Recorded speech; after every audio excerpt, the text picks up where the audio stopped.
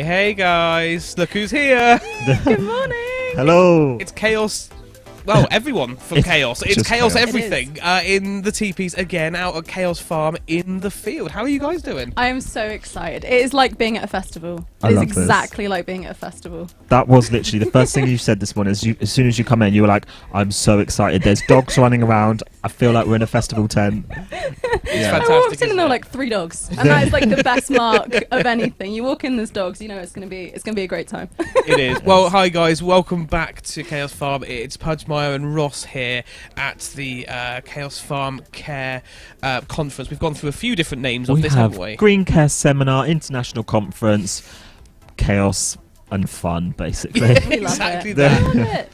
I must admit, I do love the dogs that are in here. They all stood in order of I size, know. by the way, earlier. They're all small, and they just They're like so cute. small, Here comes smaller, one. smaller, There and goes. smaller. Oh, There's there goes Boris, one. just You'll run probably by. see them on set. How many are there in No, I total? think there's 4 going around at the There's moment. 4. That's Four. amazing. I did say to you guys this morning, there's no way I could have brought my own dog here because he would be like, "We're on the cliff tops here," and I just would not trust him. He's crazy. No. Yeah. I would just have constant anxiety. But like, where is he? Where's Yeah. he gone? And these dogs, they're just loving it. They're like, Ah. they're in their element. They're like little mountain goats. Mountain goats. Amazing. Well, we had an interesting day on Tuesday here, and then we had to sort of curtail the recording and the live stuff yesterday because the weather suddenly picked up in its true Cornish weather fashion.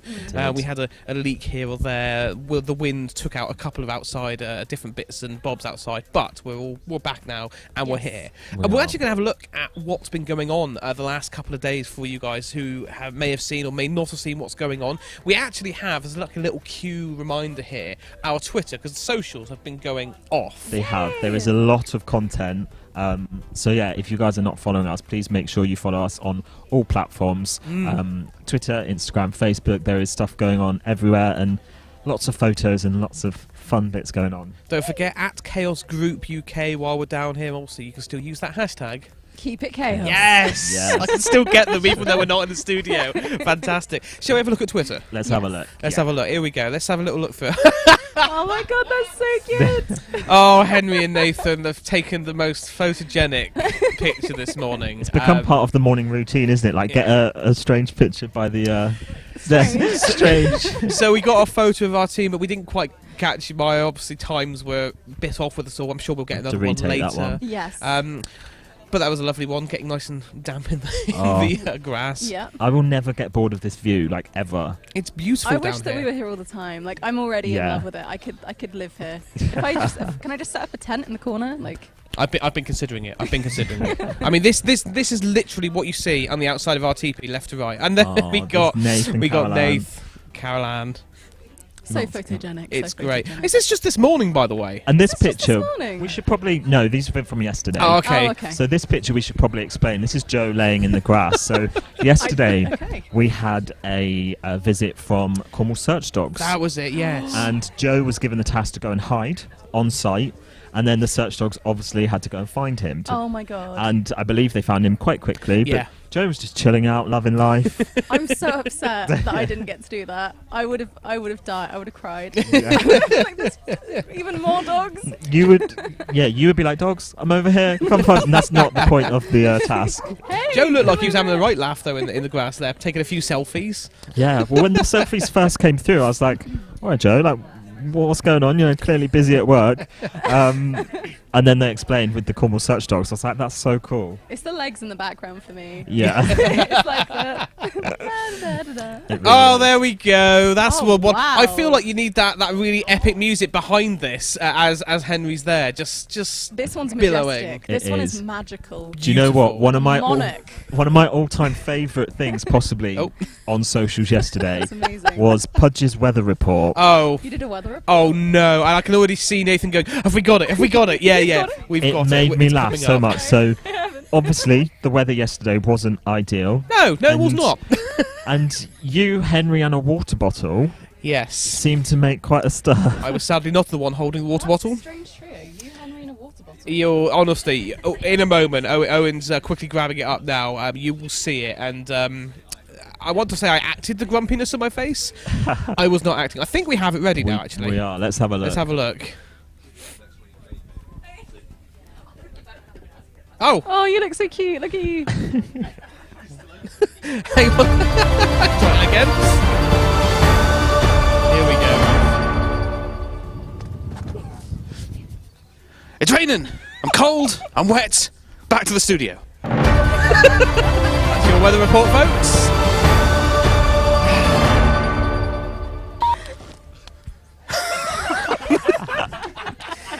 As you can probably hear, everyone loving it here in the studio. Henry did not stop with the water bottle when I thought he would. Here I am trying to protect a lovely expensive microphone and it keeps on coming. Oh, God, that's the best. I just love how it pans to him at the end. You looked too gleeful, Henry. I will say that right now. You look too happy to be putting You me through did. misery. I did enjoy it when that popped up. I was like, yes. You should have seen what we were trying to do first. Like, we're trying to recreate Family Guy where it's raining sideways with me holding onto a pole God. sideways. Needless to say, I was slightly too heavy for that little skit. We abandoned that anyway. So I That's feel like we should fill Maya in a little bit because Yes. obviously there's been a lot going on the last couple of days. Okay. I don't know if you've seen much of what's been going on. I've seen some photos. I Yeah. haven't seen a lot, but Okay. I've seen some photos. Yeah, so we have had some fantastic guest speakers. We've Yes. had one of my sort of standout moments so far already. We did a thing called Mission Impossible. Oh, Oh that my was God. great. Oh Yes. my and God. basically there was a 60-minute countdown, and I think there was about 10 different tasks. That's about right. Where our European visitors had to do all sorts of random things, from creating sustainable flowers to writing a poem, sharing a song. Oh my God. All the sorts of other one. things, and I'm gonna let Pudge explain what we had to do. So, originally it was Nathan and I, and it was one of the challenges was to teach Nathan and I a combined 10 different languages in saying "Keep It Chaos." And Nathan was very quick to take that, scribble out Nath, and put in Ross. Yes, However, Ross, we nailed it. we did. We Do did you so remember good. any of them though? No, I can remember Japanese. I think I could do a couple. Yeah? I had to write the initial on my hand. That was just the it. first letter of each one, and then that sparked me off. Do you remember any? Not even one. There was one that was Mintini. Keep It Chaos, I think, was one of them. Oh, in you know what? English. That's English, I think. I think you know that he's was got it. one. That was quite good. I got Soreo Kadona Sasete Kudasai. Oh, That was Nice. Japanese. You even had a little bit of an And there accent was going on. French, Yeah, there was- really I was learning a lot of Japanese. She helped me when I got home with that one. Very nice. and there was Garda Le Chaos. That's French. Oh, that was one of mine. Well done, yours. well done. I wish I could do the same back. I Okay. can't. There was one that sounded like ketchup. Oh yeah, Tetap Kechav. There we go. There we That does That- sound like ketchup. That was Indonesian. Then there Yeah. was Wow. Mantelini Man, Il Cow. That was Italian. yeah. That's for the lovely lady who taught us those. She was Italian as But well. yeah, we won't go on with all of our 10 different languages, but it was a great mission. That was one of the sort of stand-up moments for me. What sort of stands out for you so far? I must admit, I enjoyed that one because I was never good with languages Yeah. in school. One extra was too much for me, let alone 10. And the fact that the lady who was it Dina? That was Yes, it, Dina. She Dina. was teaching us. She already knew 5 languages, Wow. and then she just learned. Yeah. So Really smart. we You've did gotta the be smart combined with that. 10, and then right at the end, she just whittled them all off, She and we're did. like, She was amazing. thanks, thanks for that. And that was fantastic. You should have got her on as like a guest speaker, and just to show that off, because that is like Yeah. that's a flex. It It's is. Not really any good. party, I can speak 5 languages. You could just like fluently slip into Yeah. another one. I think there is a video of us doing that somewhere around, so we'll But- see that. Oh, we do have it. Oh, We Owen's do. on it. Thank you very much, Owen. I never doubt you, We've Owen. got a video. Never doubt you. Shall we have a look? I'm excited. Let's go on. Let's have a look at the 10 languages.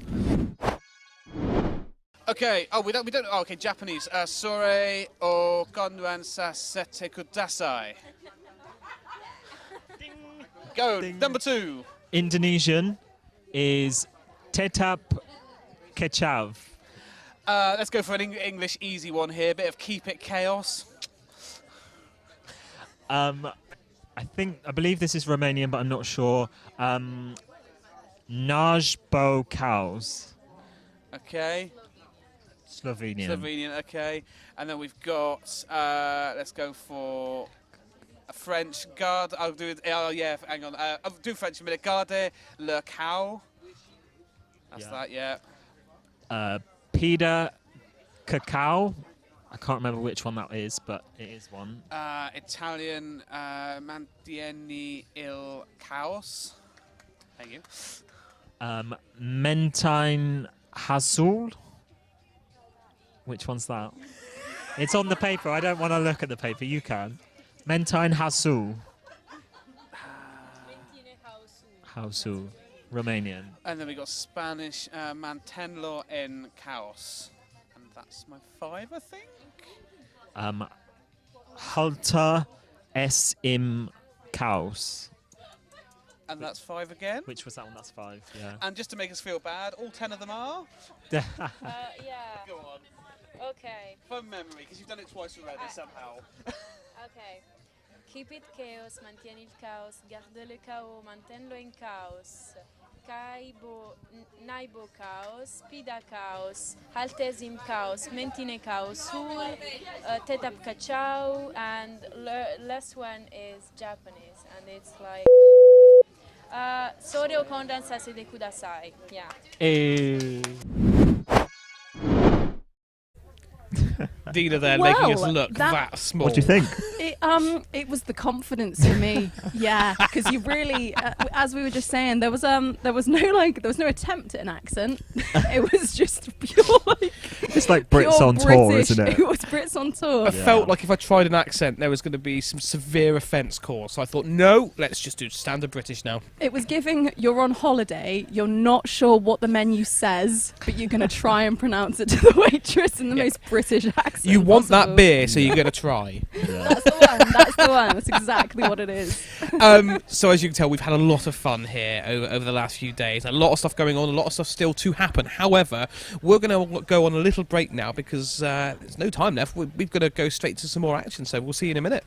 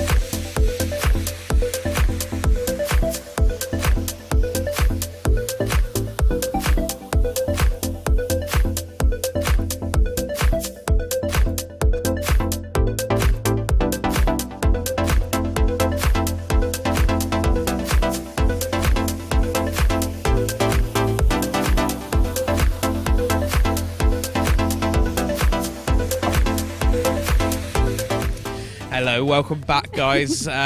It's all chaos here, isn't it? It's a bit chaos. mad. In the best way. Amazing. You're enjoying this. You've got the proper festival vibe going on. I know, I'm running around and I'm like, I'm taking a video outside and I'm running back in. I'm like, oh my God. And I just keep saying to everyone that it's like a festival and I'm getting Yeah. sick of myself saying it. But I love it. You were even singing a little bit, so maybe you're the headline act. Who knows? Hey, look, you guys were doing a rap just now, and I was just sort of vibing and trying to get my dance onto it. I'm glad the cameras didn't come on any sooner, by the way. That would have been something. It was Lizzo About Damn Time, which is a song and a half. It's about damn It's time. such No, a- stop it, Yes, stop you know it, what I stop mean? it, You- stop it. Deep Right. down, you are raving inside. We are very close to starting our first activity, our first talk over on the other side of our double TP here. So what we're going to do is we're going to throw you guys over there now.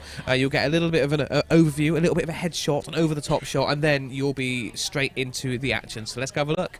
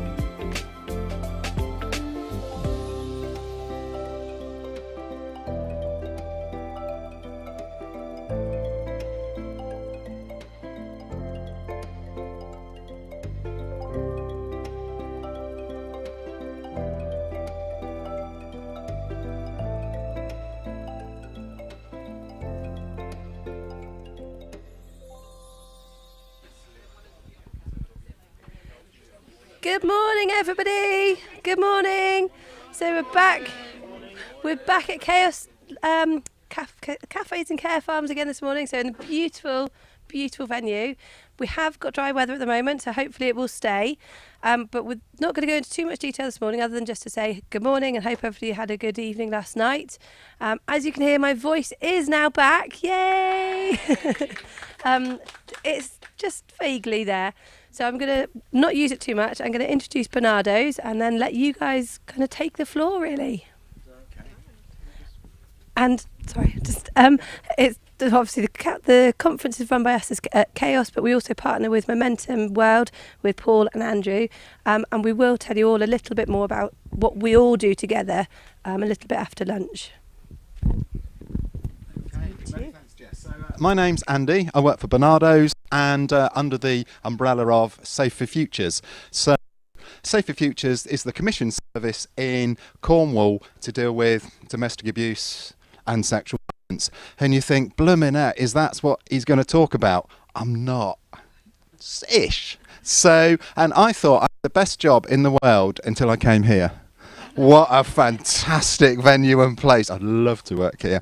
So, I look after our schools work, so we work with Year 2, Year 6 and Year 9, and we'll go into any school in Cornwall just working with young people, giving them lots of information, hopefully helping them to make better decisions. So can we have the first slide or two? I feel like Chris Whitty.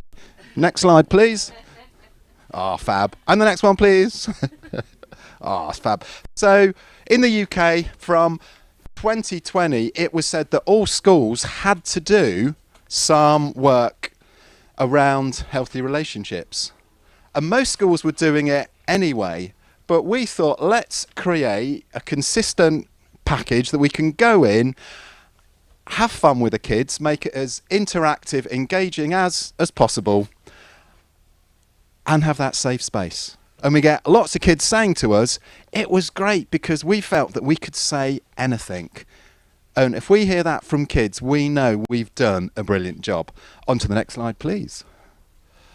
I've no idea what's coming next. Oh, fab. So these are the sort of scary facts of why we're doing stuff. So each year, nearly 2 million people in the UK suffer some form of domestic abuse. I'll let you see the stats there.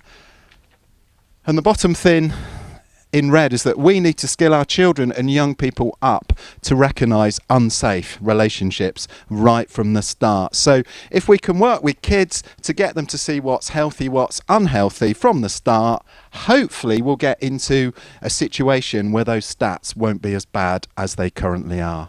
Can we have the next slide? I'm keeping Owen on his toes. So, yeah, I'll put this down. So, with Year 2s, we do it over one morning.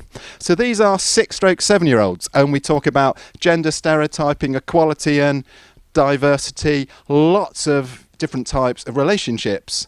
And we talk about healthy/unhealthy stuff. And safe, unsafe secrets, keeping their body safe and consent. And we get some people say, so you talk to 6 and 7-year-olds about consent? Absolutely. But it's age appropriate. Because if we can start with that, it's hopefully going to make things a little bit better. So, Owen, is the next slide Punch and Judy?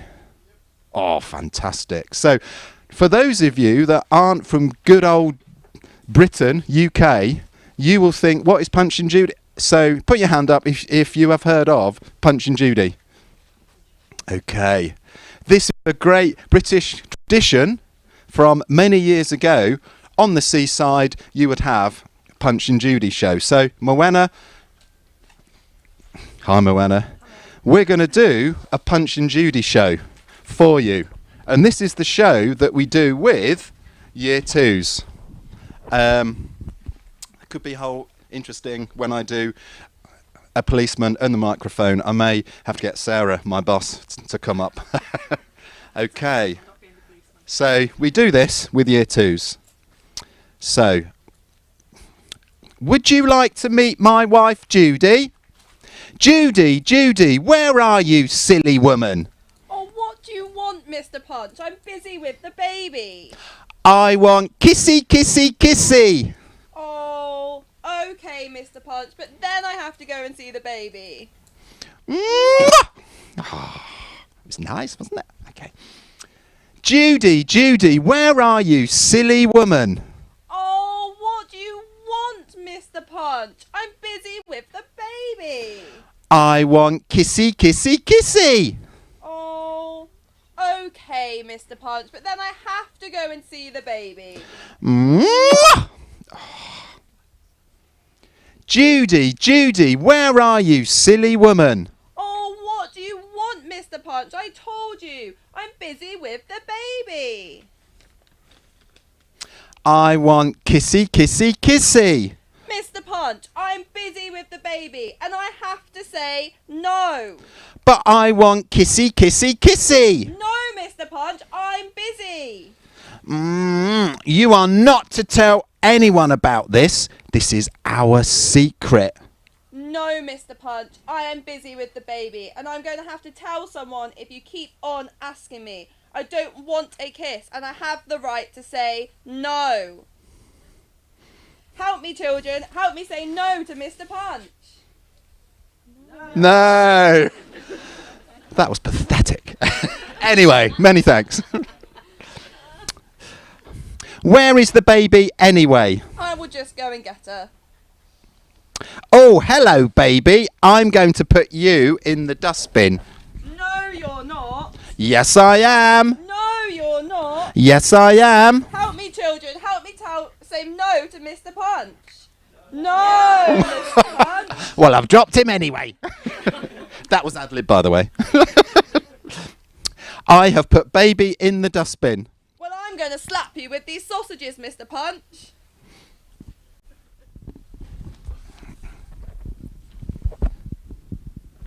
I can hear the police coming.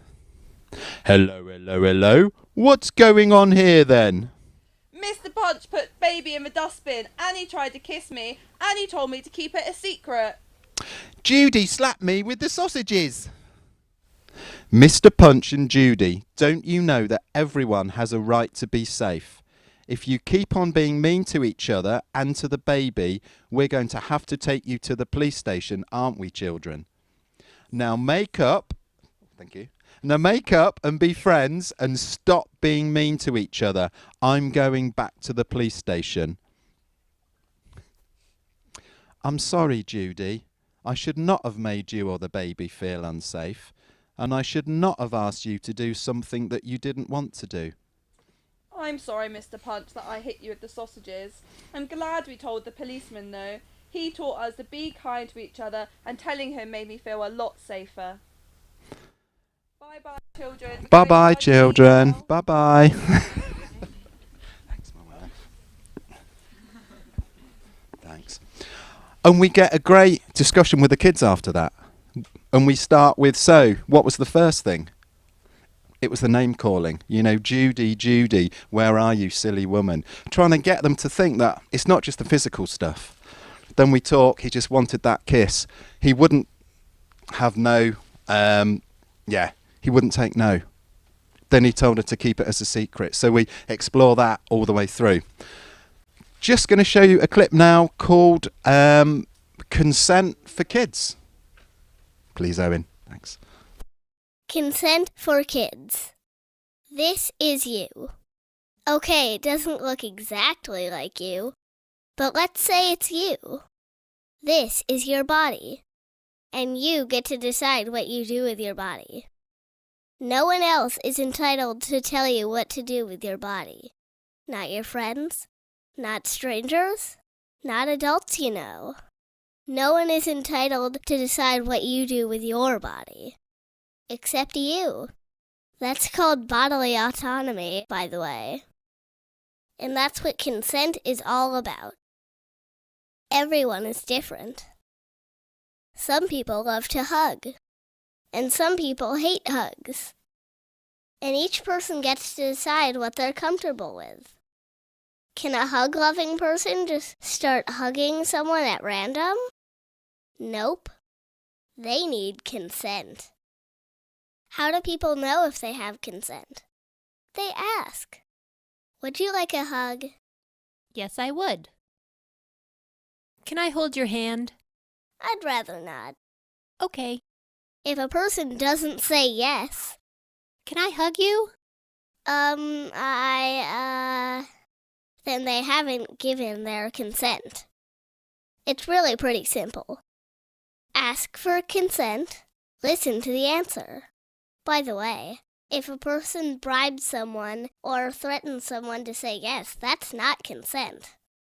Sometimes adults will try to tell a kid what to do with their body, Go kiss Aunt Doris goodbye. but the kid still gets to decide. No thanks, that makes me uncomfortable. I'll just wave goodbye. Some things kids can't consent to. They can't enter into legal contracts, they can't vote, and they can't consent to sexual stuff, 'cause they're kids. So if an adult does something that kids can't consent to, that's not okay. The adult is wrong, and it's not the kid's fault. And that's when it's most important to tell a trusted adult, like a teacher. Why? Because it's your body, and no one else is entitled to tell you what to do with it. Practice consent.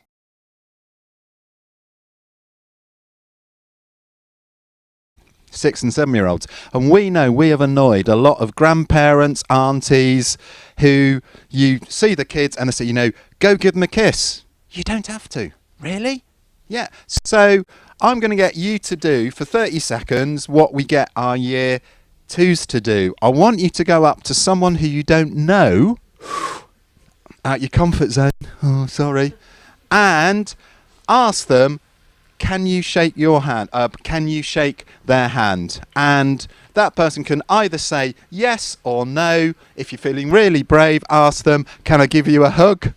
And again, it's up to you. So I'm going to give you 30 seconds. Let's practice consent.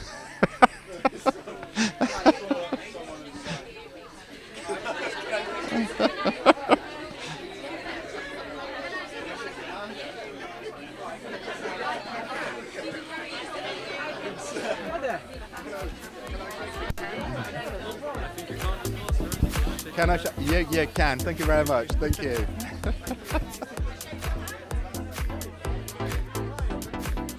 Hello. You can. Thank you very much. Nice to meet you. You can. And where are you from? From Finland. From Finland. Yeah. Ah, fantastic. Yeah. This is fantastic. Oh, it's just brilliant, isn't it? I love it. Love it. Yeah, me too. It's just fantastic. You can do. Oh yeah. I'm Andy. And you from? Finland. Yeah, Finland as well. Ah. Shake your hands. You can. Yeah. We're Finnish. So this is really cool what you're doing, but the Punch and Judy show, is that not a little bit like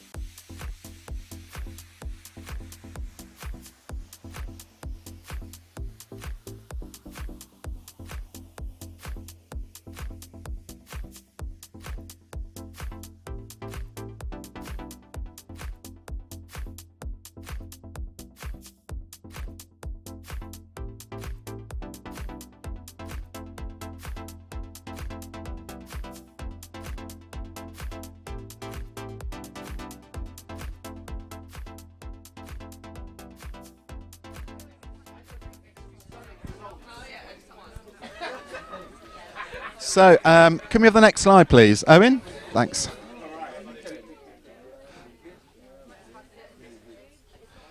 So that was year 6.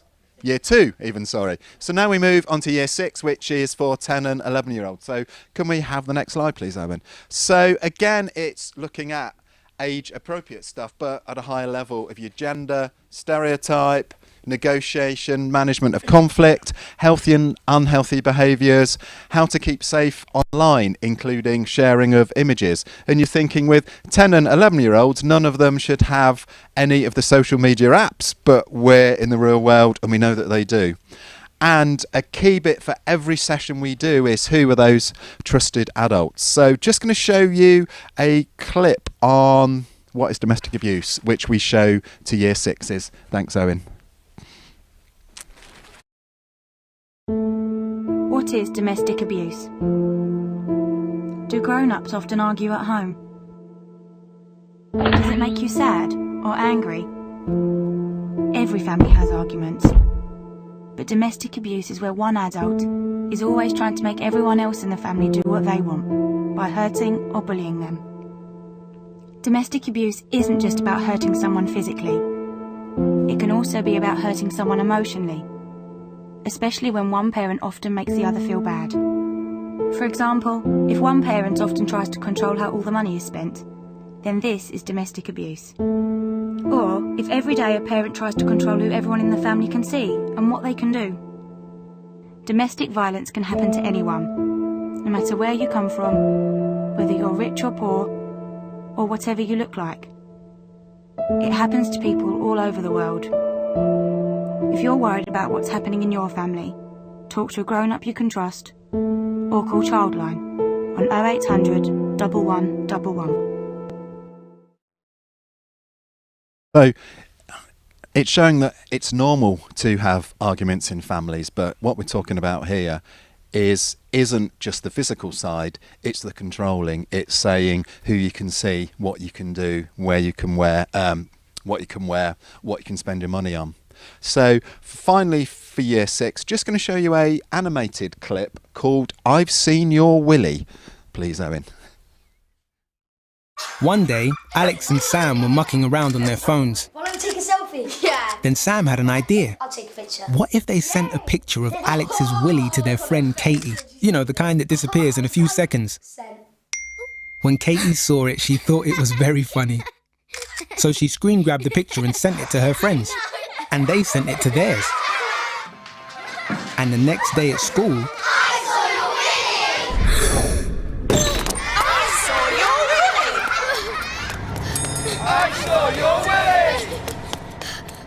Newsflash! The world sees Alex's willy.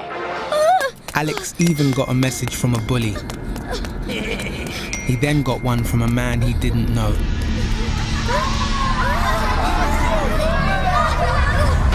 Sometimes children share things they shouldn't online. And the effects can be devastating. Help keep your child safe. Search Share Aware. And when we go into schools, some year 6s, 10 and 11s, the teachers will say, oh, please don't show that clip because it doesn't happen in our school. And if you look at all the stuff from the government, one of the key words in the UK is you've got to imagine that it's happening here. And Mowena's done a lot of these with year 6s, and you had that one case where a year 6 came to Mowena after the class and said, you know, I saw something, this happened to me. And she was the quietest, the most shyest girl, and the teachers were shocked. The parents knew something had happened because she'd changed, but she felt so embarrassed, ashamed, that she couldn't tell anyone. But she told Mowena, and they spoke to the staff, and they got the dad in, and it was all sorted. It's just keeping that safe environment. And I know that when the crew saw this yesterday, there was a member called Alex on the crew, so I don't know who that is, but it wasn't filmed for you. Okay, that. So, and I love the final bit where the granny sees it. And I was always taught, don't do anything that you wouldn't show or tell your granny. And I think that just reinforces it. Then we go on to year 9. So can we have the next slide, please? So this we do for 6 one-hour lessons. So we hit them, covering a number of things, which is your gender stereotyping again, equality and diversity, health and unhealthy behaviours, what domestic abuse means, importance of negotiation, managing conflict, how to respect boundaries, coercion, parent control being misused, sharing images, sexting, importance of sexual health, consent, and the difference between real life and pornography. It's a heck of a lot of stuff, and these are 13 and 14-year-olds. But we know that if we don't get them now, we're never going to get them. And sometimes it's amazing when you go into a school, some of the stuff that these kids are telling you. So can we have the next clip, please, Owen?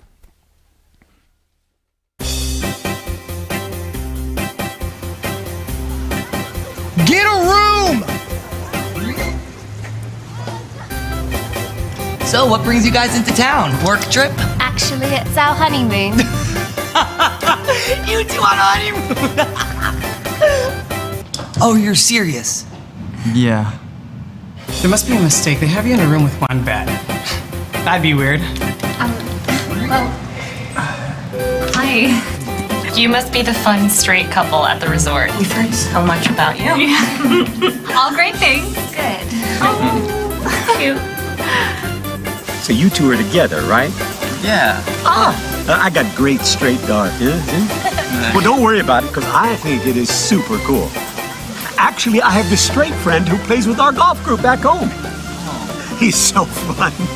Great. We'll take an hour. Okay, that'll be $20. But the sign says couples rate $15. Oh, well, I mean, you two, you're not, like, a real couple.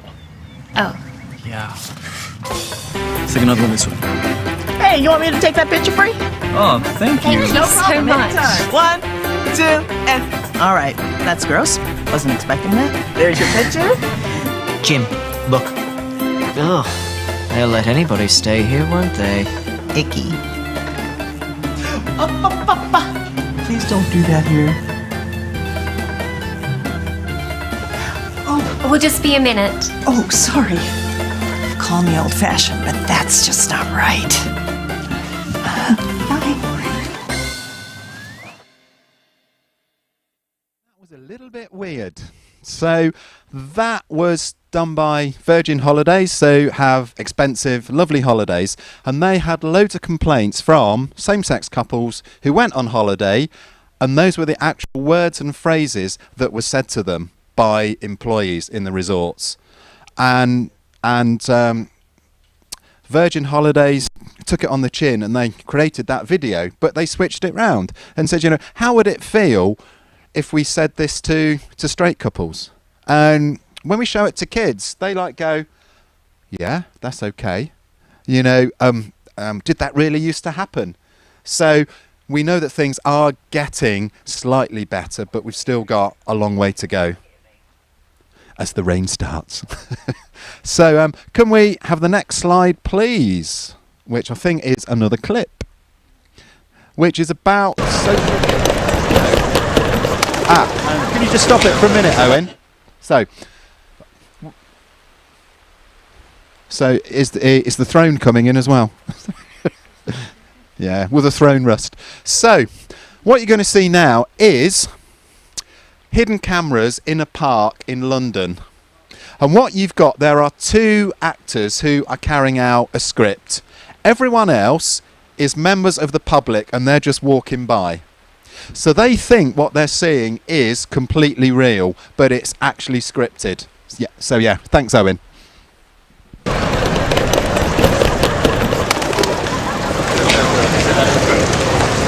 Yeah, and I'll try and see you on Thursday, and then get the... What do I do? What? Just keep doing it. They're annoying. What? 2 fucking o'clock. Come here. Get your hand off me. Come here. What? Where were you? I'm not talking to you about this. I'm not talking to you about this. Get your hand off me. Who was there? Get your hand off me. Who was there? Tell me who was there. People are looking at us. People are looking at us. Will you get your hand off me? Stop. People are looking at us. What's wrong with you? Honestly, we're fine. I'm grand, thanks. Okay, because someone will call the police if you carry on doing that to someone. Okay. 'Cause if I don't, someone else will. Okay. It's perfectly fine. You don't have to put up with that, honey. Okay. Thank you. My office is there. You're definitely right. Yeah, I am. Problems just come knock. I'm grand, thanks. So, apologies in this next bit. There is a lot of bad language. What do I do what? Do you ever listen to me? Chrissy, stop this. You're crazy, I'm man. manic. I've been talking at you for the last 10 minutes and you haven't listened. You haven't gotten into fucking what I've been saying to you. But you're fucking not even listening to me, that's what. Why do I push you like that? Because you won't fucking respond to me about any, you won't listen to me. You think you're fucking all manly. I wasn't. No, you can't be. No, you can't be. Don't try and fucking walk away. Stop. Listen to me when I'm talking. Don't try and fucking walk away from me. Stop it. Was it fucking bullshit? What is fucking bullshit? What the fuck is wrong with you? What the fuck is wrong with me? There's nothing. Don't give me that shit, okay? Pathetic. You're so fucking pathetic.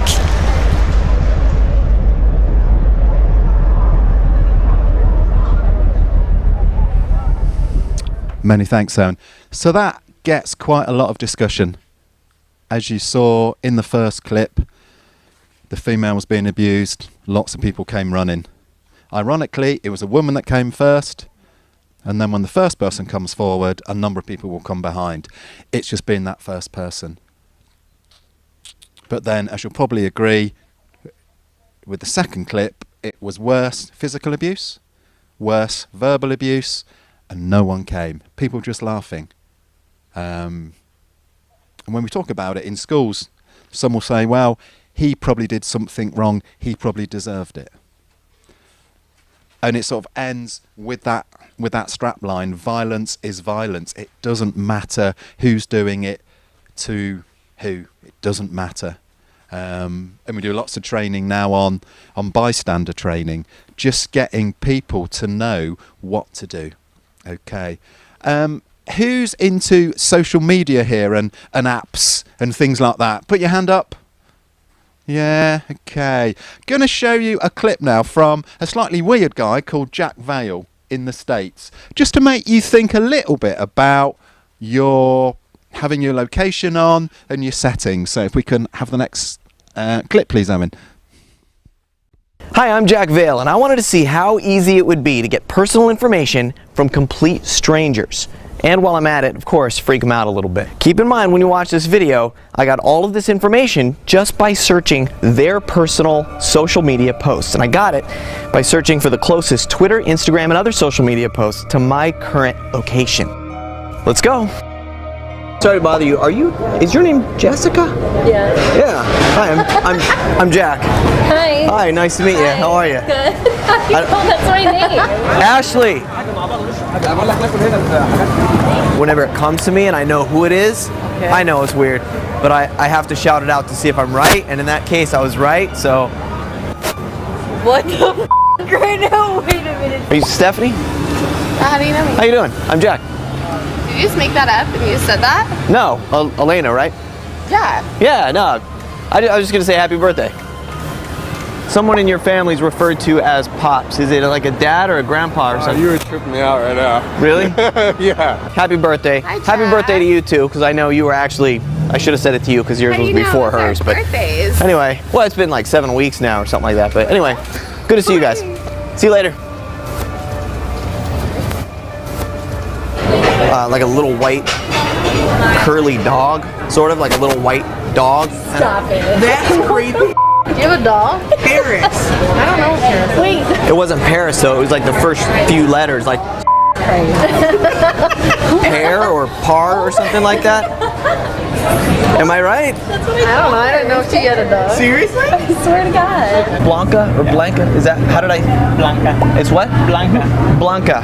Blanca. Okay. Is that your mom? How do you know how that? Bear, I feel like, or something like. Who are you? I call Paris Bear Bear. Yeah, that's right. Yeah. Recently, like, had lunch, dinner, or something like that. Chicken. There was chicken involved. I know for sure. Shut the hell up. I know. Nikki? You're kidding me. Is it right? Yeah. see what I mean? Yeah. You're kidding me. Yeah. You would trip me out. Who's like Richard? I keep thinking Richard. What is it? Richard Parker. Richard Parker, like Peter Parker, because I had a Spider-Man flashback. Your last name starts with a K. Crow, something like that. Who told you to do this? Because that's a lie. Did you lose your license somewhere? Seriously, did you drop it? There's some business that you're in, some kind of a business that has to do with cell company or phone company or something like that. Yes? Wait. Is it AT&T? What the is that? AT&T, yeah. Let me see what else I can find out from your Instagram. So this is a social media experiment. There's video cameras. Through that picture, we were able to find out all kinds of other stuff.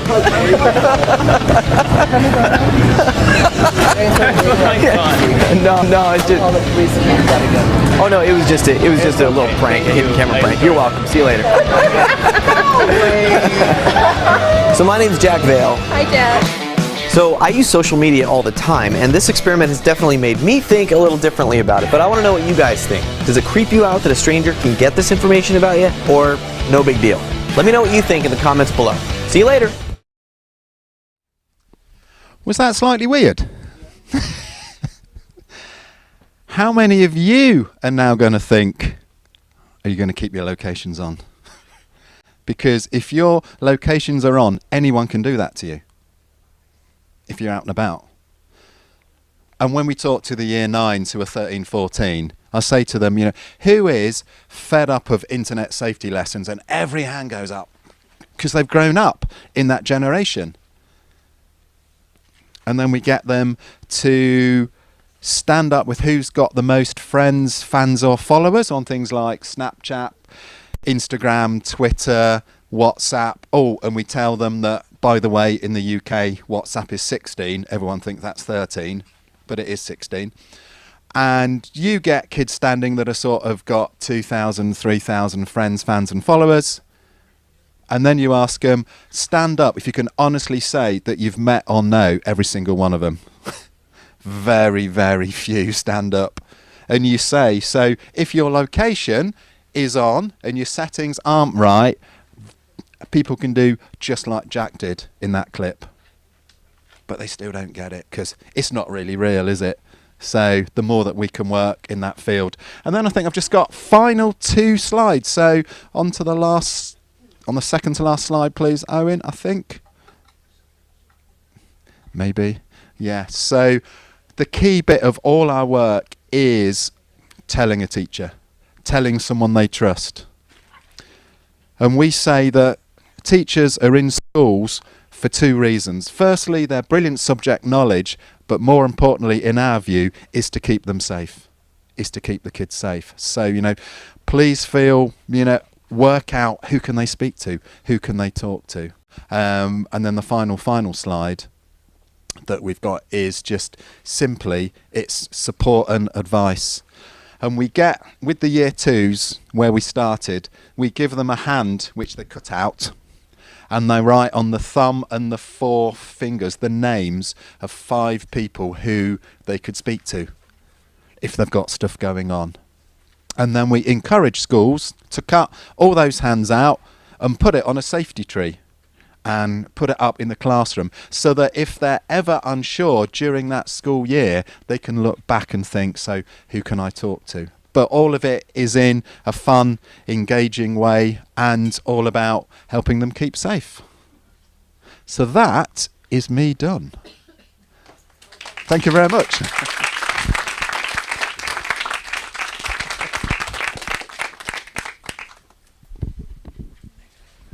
So we have got a little bit of a surprise for you guys now. So before break, what we thought was we'd actually get you up and moving a little bit. So if everybody can follow Jess nice and single file, so we can all stay off Farmer Dave's lovely fields there as well. We're going to go up along the top here, which you've been along, and down the side of the field, and we've got a lovely little surprise for everybody. Nice surprise on top of that, the rain has stopped as well. So we're all good. So make your way outside and we're following Jess single file.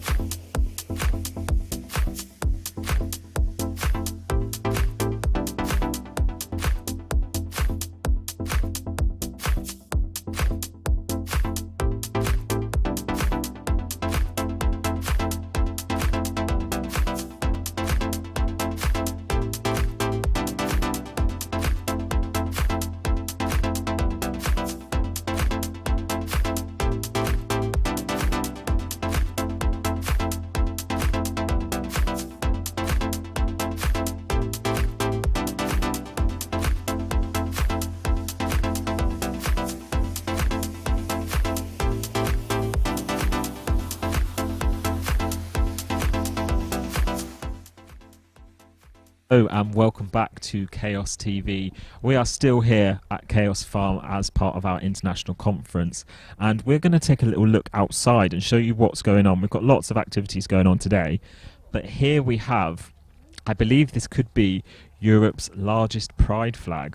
We are the world's pride flag, I am just being told, which is very exciting. Look at those views as well. I hope someone's down there getting lots of pictures of this, because it looks so good. I hope they don't get too close to the edge though. Oh, I believe Babs is down there in the middle of it all. I almost feel like, do you know one of those children's games where they sort of wave the flag up and down and people run underneath it? I feel like that's what should happen. But fantastic views. I'm joined now by Pudge on the sofa as well. Hello. Look at this. I believe there's lots of Pride events going on around in Cornwall at the moment. I was actually in Falmouth last weekend, and I stumbled across Falmouth Pride. I was with my parents, and we were going through the street. My parents were like, I think there's an event going on. It's very busy. And we were surrounded by rainbows, and I was like, Mum, this is clearly Pride. Like, how could you not know? Matthew was there with this flag as well, going through the town. He was. There's some great pictures on the Pride social media as well. But yeah, look at that. It was quite a task to get it down that field, I won't lie. It took 4 of us. I was going to say, I saw you sort of running off, and I wasn't aware what you were doing, but... Well, I was going to be joining you now, obviously, for this whole section, and then Matthew came in and goes, Pudge, we need your strength, which caught me off guard straight away. But yeah, we carried the box down, and getting some live reactions here in the studio. It's great. This has got to be one of their... I know that the Pride flag has seen many a place. Mm-hmm. This has got to be one of the most beautiful views it's ever been, surely. It's been sewn up a couple of times as well, because obviously something that big, it's hard to completely keep it safe. It's been extended a couple of times, and you know, you couldn't tell, could you? No. I mean, to have the title of world's largest Pride flag is something in itself. But what a lovely view. What a place to do this. Love it. Absolutely beautiful. So, just to explain, we've got all of our European volunteer visitors and many of our Chaos staff down there. Yeah. Everyone is all hands on deck, I should say. Yeah, very much so. I've run back up more to be inside because it's a little cold. But it's a bit chilly out there. They must be keeping warm, waving that flag. It's not light. It's quite a heavy thing. Yeah. And yeah, Matthew, he took the lead, and he just ran with it. As soon as it got out of that box, he was gone. Love that. Showing off his running from those weekends he was doing, eh? Wow. It's surprising how quickly everything keeps changing as well. It seems a few minutes ago we had a quick pour down of rain and all the furniture was brought inside the teepee. Mm-hmm. And you wouldn't believe that was only 5-10 minutes ago, because look at it now. Yeah, this is true Cornish weather in action. You may see all the sunny postcards, folks, but the reality is you never know what you're going to get. Yeah. Can we just take a moment to appreciate these drone shots as well? Beautiful. Don't go too out of range, guys. Don't go too out of range.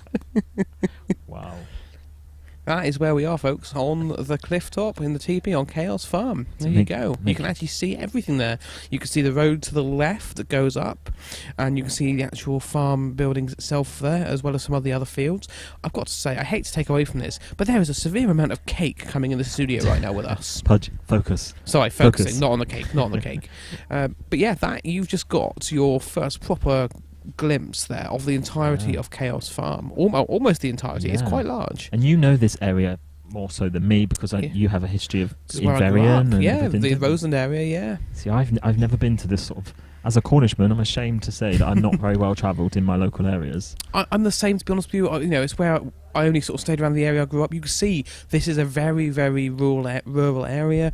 There's not much going on around, but not much that seems to be going on around it. However, you start talking to people and you see actually there's these wonderful events and wonderful things that do actually go on, which is, you know, proven by this happening right now. Absolutely. And we just want to remind you guys, if you want to get in contact with us today, if you want to share any thoughts, comments, or if you just want to say hello, basically, you can WhatsApp us on 01872 228844. Of course, you can catch us on email, hello@thisischaos.co.uk. Or you can follow us on all the socials and drop us a message. We are on all the most important all ones. Of them, yeah. At Chaos Group UK on Twitter, Instagram, Facebook, or at Chaos TV UK as well. Yeah, find us all the Chaos ones. Chaos Farm, of course, at Chaos Farm. What others are there? I've tagged them all in on my own Facebook, actually, my own socials, my Pudgemeister. Cheeky little plug there. Come along and have a look. But it's fantastic. We're going out on lots of different platforms as well. So if you're watching, you think you want to find a better one, just have a look on all the different socials. They're all out there. This is what we'll be doing throughout today. We've got different talks going on. You asked me earlier actually what my favourite part was, and I said it was going to be the languages part, but actually I remembered one specific thing, and that was meeting the baby animals of the farm recently. Something that you guys at home will get to see soon, but that's a video that's being put together. I got to meet some lambs. I got to almost meet some ponies. They weren't interested. They were happy staying together in the barn. Lovely space for them. And I got to meet some, I don't know if this is the right way of saying it, some chicken chicks and some turkey chicks. Chicken chicks. So chicks of two varieties. Okay. But it was really nice to go around. By the time we'd finished, the lambs were happy to see us at first. Like, all come out lovely. But by the end of it, they were so bored because we didn't have any food. They just stayed in the hut. I was like, oh, this makes great TV. Oh, that sounds lovely. But it was lovely. You went off to the polytunnels, didn't you?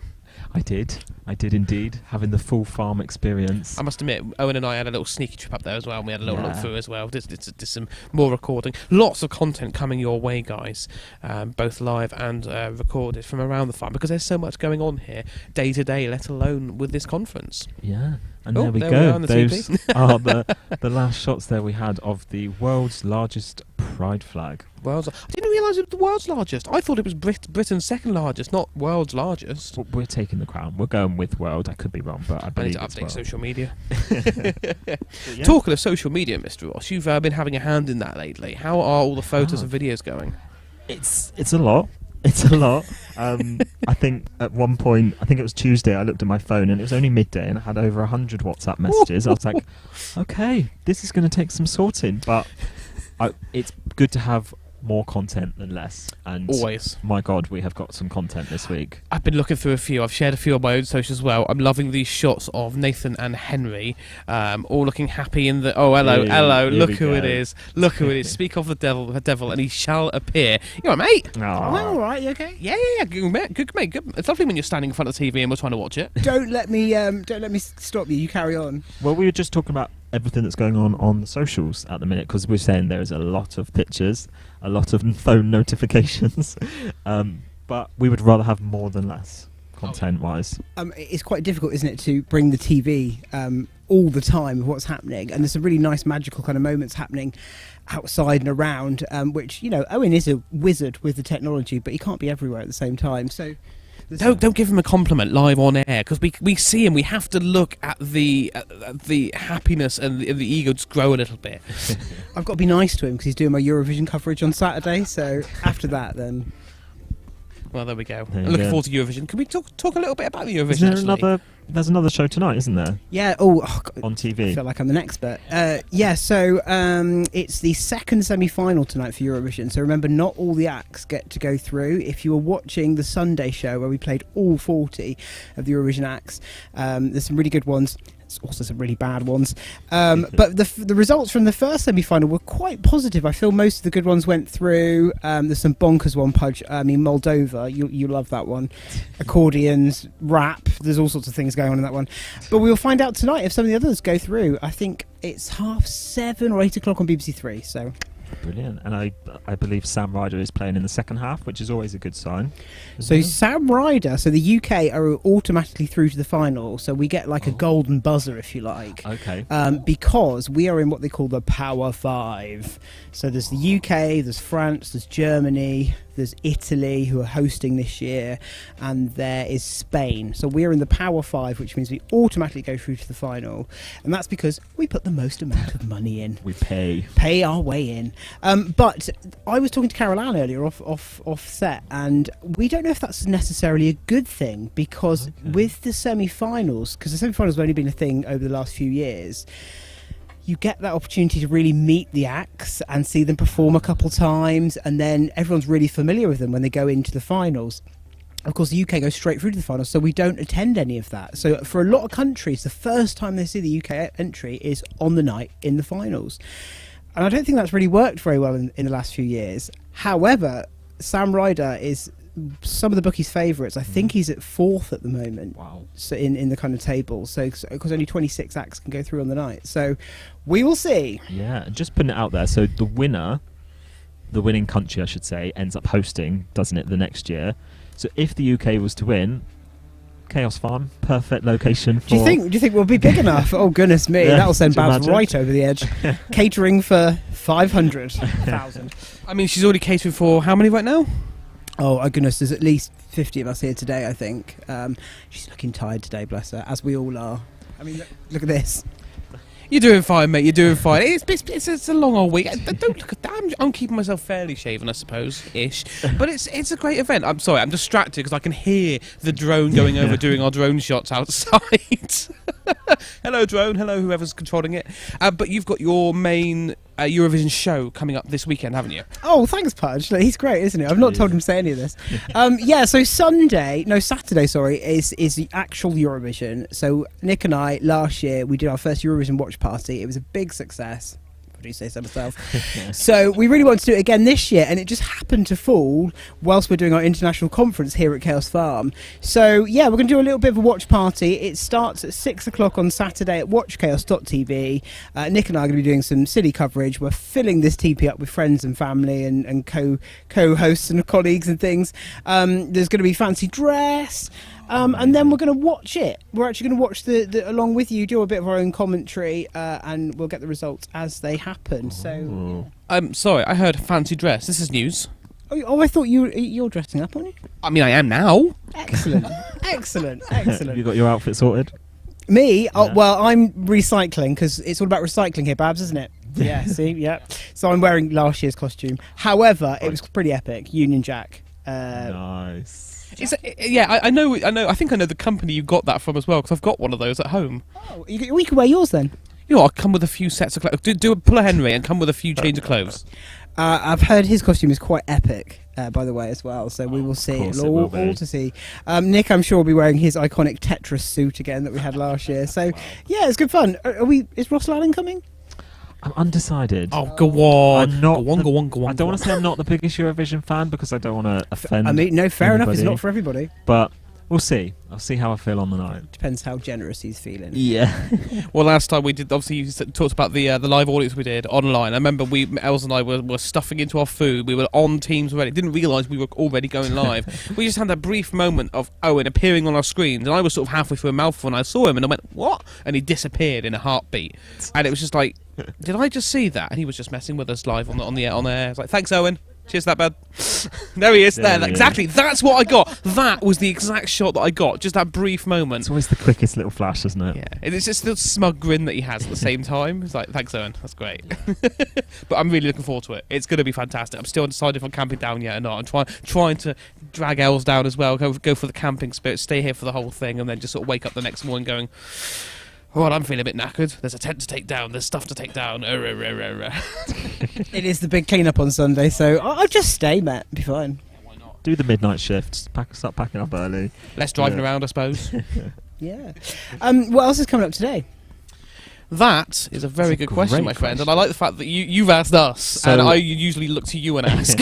Matt Hockin is in the building. Of course, he is coming up. He is. I spoke to him backstage. I say backstage in the tent. Spoke to him when he's arrived. He's feeling a little bit nervous. Really? He said that he sort of gets a bit nervous when it comes to the online presenting to an audience, I should say, which he has a lot of experience with. So that surprises me, but. He showed me some of his bullet points, and he's going to see what happens in the moment. Oh, fantastic. Have you had a chance to meet Matt yet today? Yeah, we had a little chat. Matt showed up, and then he was instantly roped into helping with the flag. So it was like, "Hi, Matt." Oh, he's gone again. But yeah, we've also got Melissa Thorpe coming later on from Spaceport Cornwall. Going to be having a chat with her. I must admit, I'm really looking forward to chatting to Melissa because we've had her now twice, I think, on Chaos TV. Remotely, of course. Been lovely to actually catch up with her. And obviously she's taking a little bit of a different angle to space flight, space travel and everything space. She's trying to find that green approach, which I don't think really any companies look at these days. Maybe Elon Musk with his reusable boosters, which is fantastic. It'd be nice to get her thoughts on that and some other things. Yeah, and we've already had Bernardo's in this morning. They've done their great talk and showed some really sort of powerful videos as well. So, yeah, lots going on. It's a bit of a youth focus here today on Chaos TV. So, yeah, stay tuned. I think cake has arrived. Should we go and have some cake? I thought you'd never ask. Pudge never says no to cake. Thanks, guys.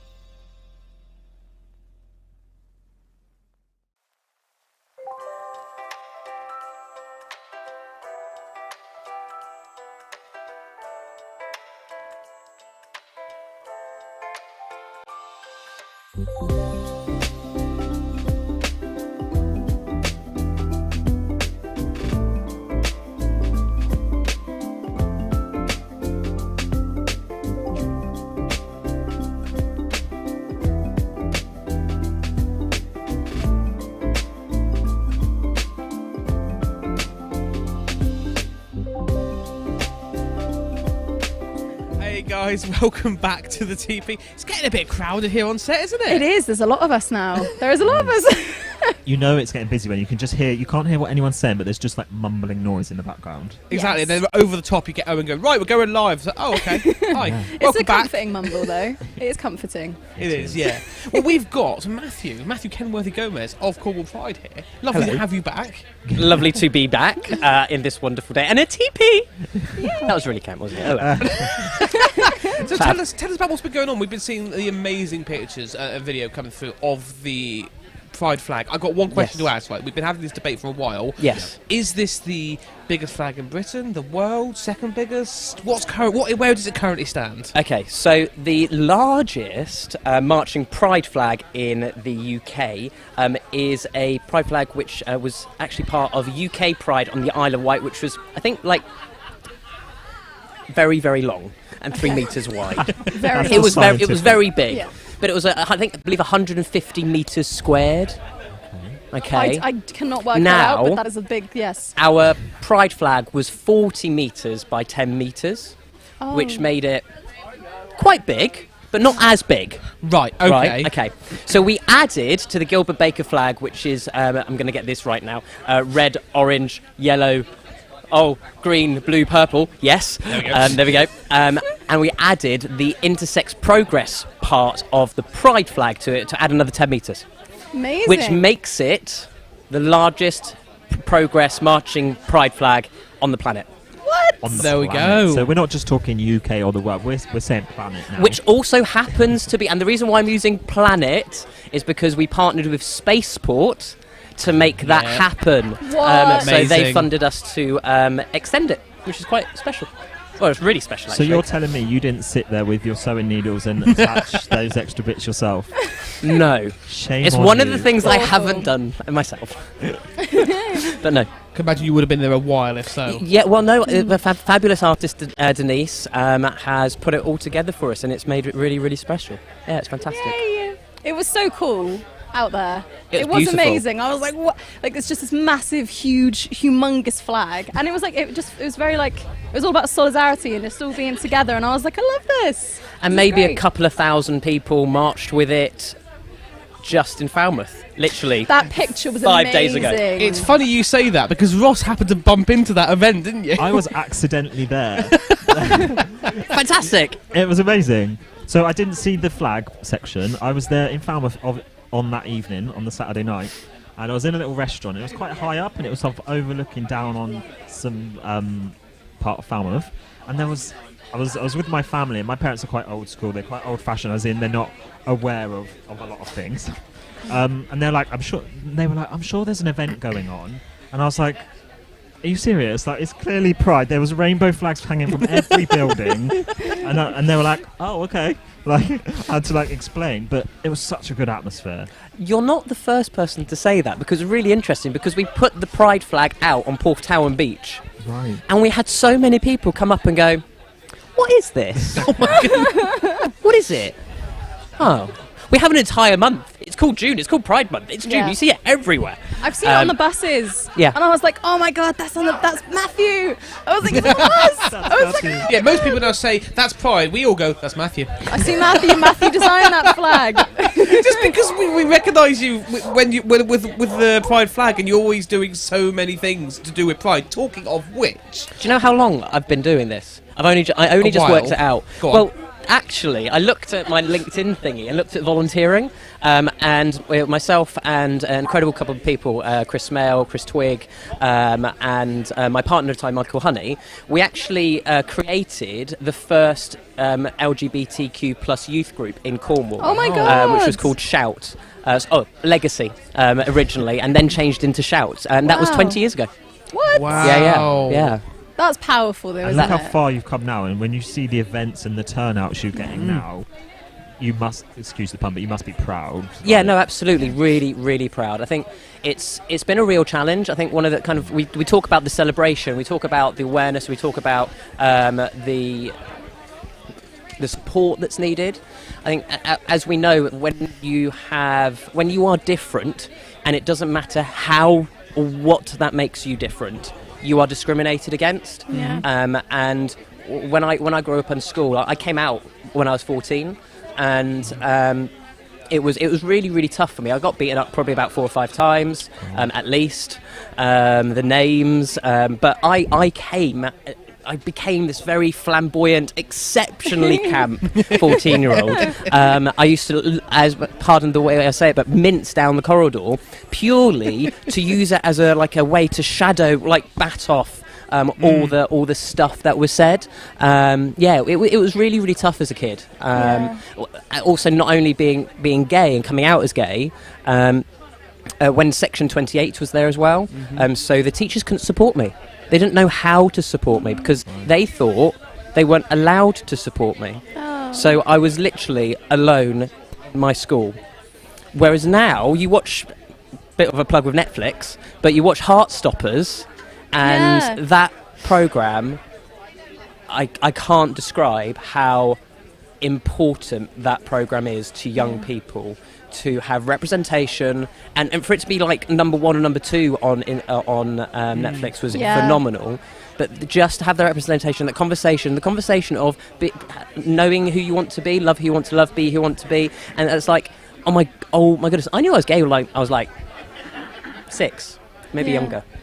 Wow. But how inspiring are you? Like, I can't like stress enough how inspirational you are as a person, because within your personal journey and what you've gone through, the ability to share that with so many people, and I'm sure like so many people who are watching, or so many people who have been through similar experiences to you, you must just give them so much courage to speak up about it and actually just be included in that. I think yes, but it's really interesting because of how outwardly I look like I am. I don't talk about that story often.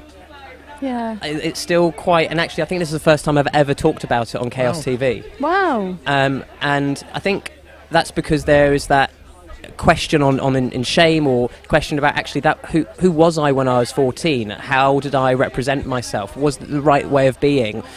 Should I have been in camp? And that's that internalized shame that always happens. And I was talking to my friends just the other day, and I hope that they won't mind me speaking about it, but they're 2 gay guys. They've been together for 6 years, and they still have shame. They still find it difficult to be who they want to be out in the public.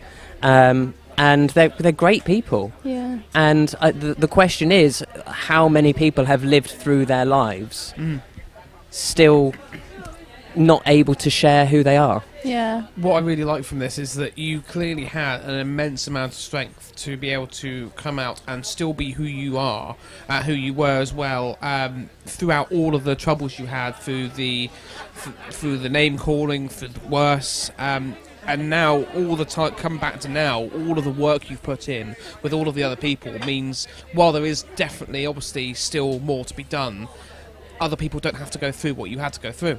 No, and they can start looking at how they can be, and be. We talk about being your authentic self, and what does that actually mean? Okay, and that's one of the reasons why we kind of, and I don't know if anyone knows who Lee Trewella is. So Lee Trewella used to be the chief of Cornwall Live. Cornwall Live, yeah. I remember right at the beginning of this journey when we looked at moving Cornwall Pride from Truro to Newquay, sitting down in the lounge in Truro. Having a little bit of having a little bit of a coffee and just doing a thing, and then those words came out of my mouth. So love who you want to. It's literally you're allowed to love who you want to love and be who you want to be. And at that single moment, I was like to Lee, that's it. That's the entire point of Pride.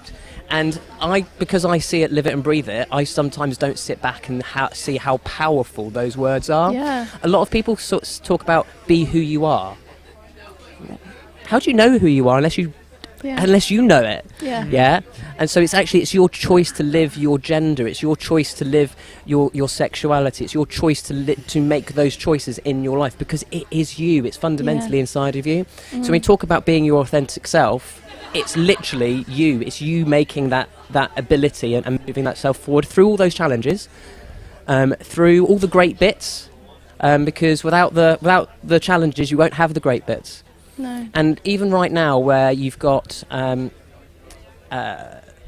war happening, and many wars happening across the rest of the globe, and we blame a particular individual or regime with what's going over in the Ukraine.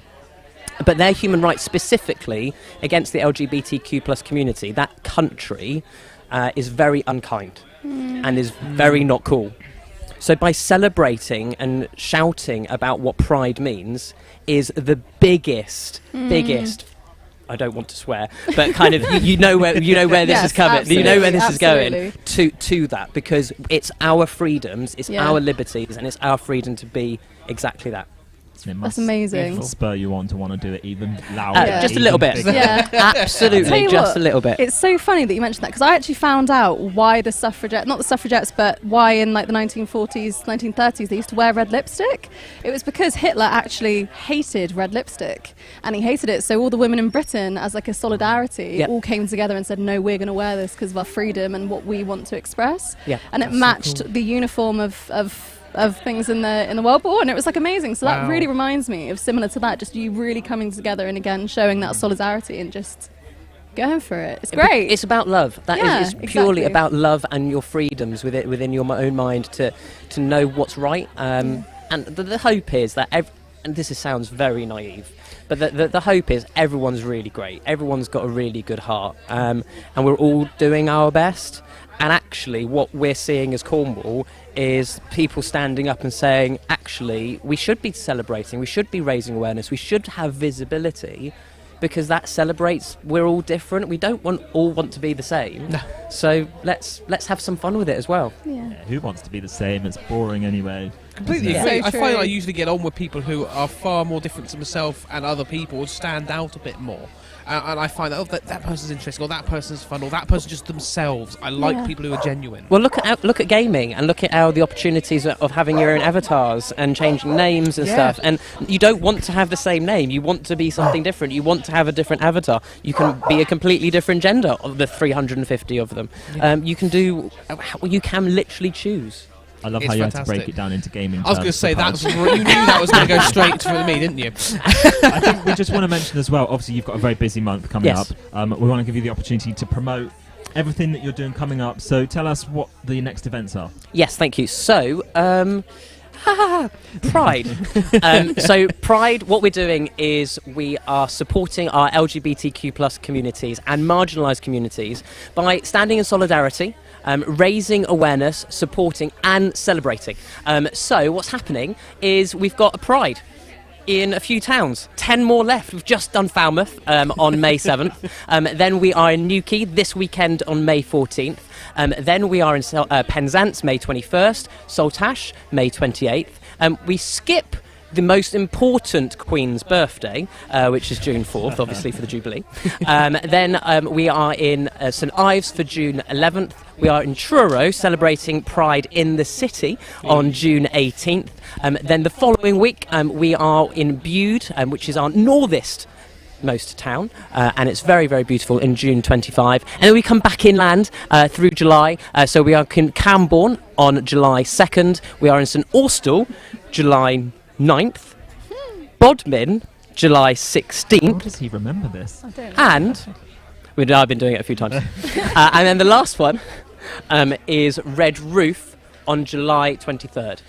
All of them have different themes, all of them have different conversations. It's an opportunity to start that conversation within your town and stand in solidarity and have some visibility and have a safe space. And actually look at how we connect all of our organisations to have that visibility and support all of our communities. Thank you, Matthew. I would love to keep you here, 'cause I think we could all have a chat with you for That's hours on end. amazing. But I'm getting wind that our next activity, our next speaking is going to be happening over the other side of the TP. Matthew, thank you for joining us. I'm gonna have Enjoy more your cake. brownie. Yeah, thank we'll see you guys in a moment.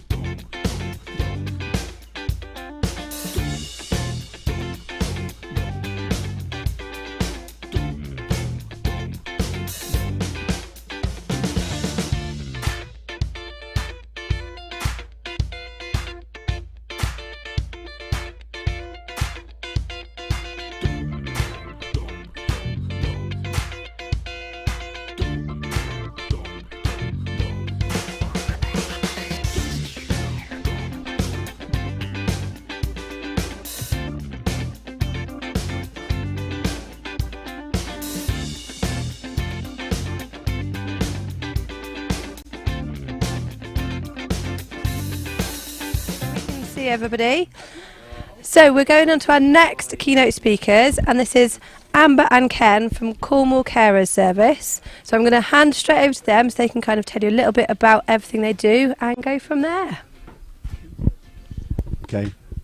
Owen, have we got a first slide?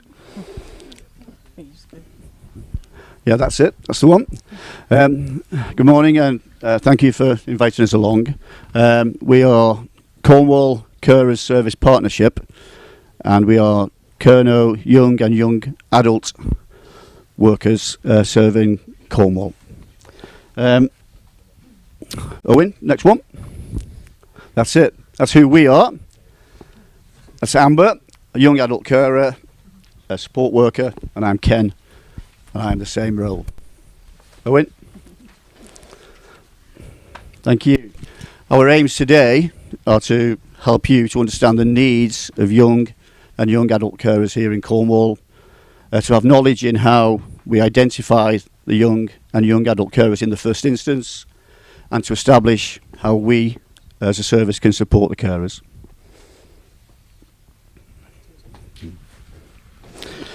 Yeah, your experience of young carers, you may have come across young carers. Just for a brief moment, if you could, amongst yourselves, have a think about it, or have a chat with your next person behind you, whatever. Just have a brief moment to try and think what a young carer is in your eyes.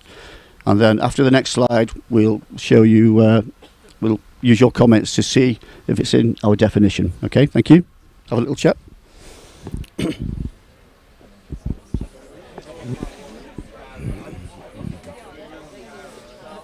Is it okay at the minute?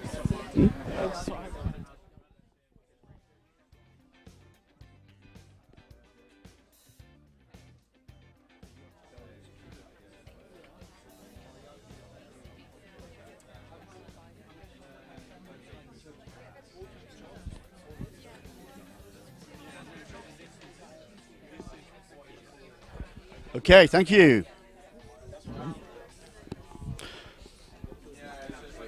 Yeah, so.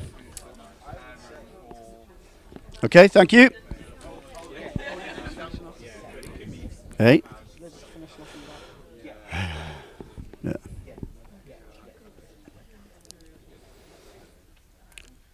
Okay, so from our point of view then, as you can see, hopefully you can see in a moment, there you go, from our point of view, the definition of a young carer for us, a young adult carer, is they're defined as between 4 and 16 years old, and young adult carers are 16 to 25 years of age. A young adult carer is someone who looks after or is impacted by a family member or friend within the family home, who is disabled, ill, battling addiction, or has a mental health condition. A young carer is defined as a person under 18 who provides or intends to provide care to another person. This includes providing practical or emotional support, which is not under virtue of contract or voluntary work, and that's in the Children and Families Act. Anything that you were discussing, do you want to add to that, or you think could be useful in that definition? Anybody add anything to it?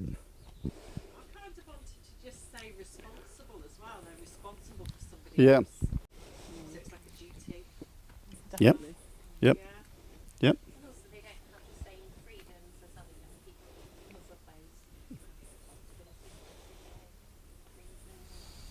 Definitely, they've got a lot of responsibility put onto them from a very young age to help the family.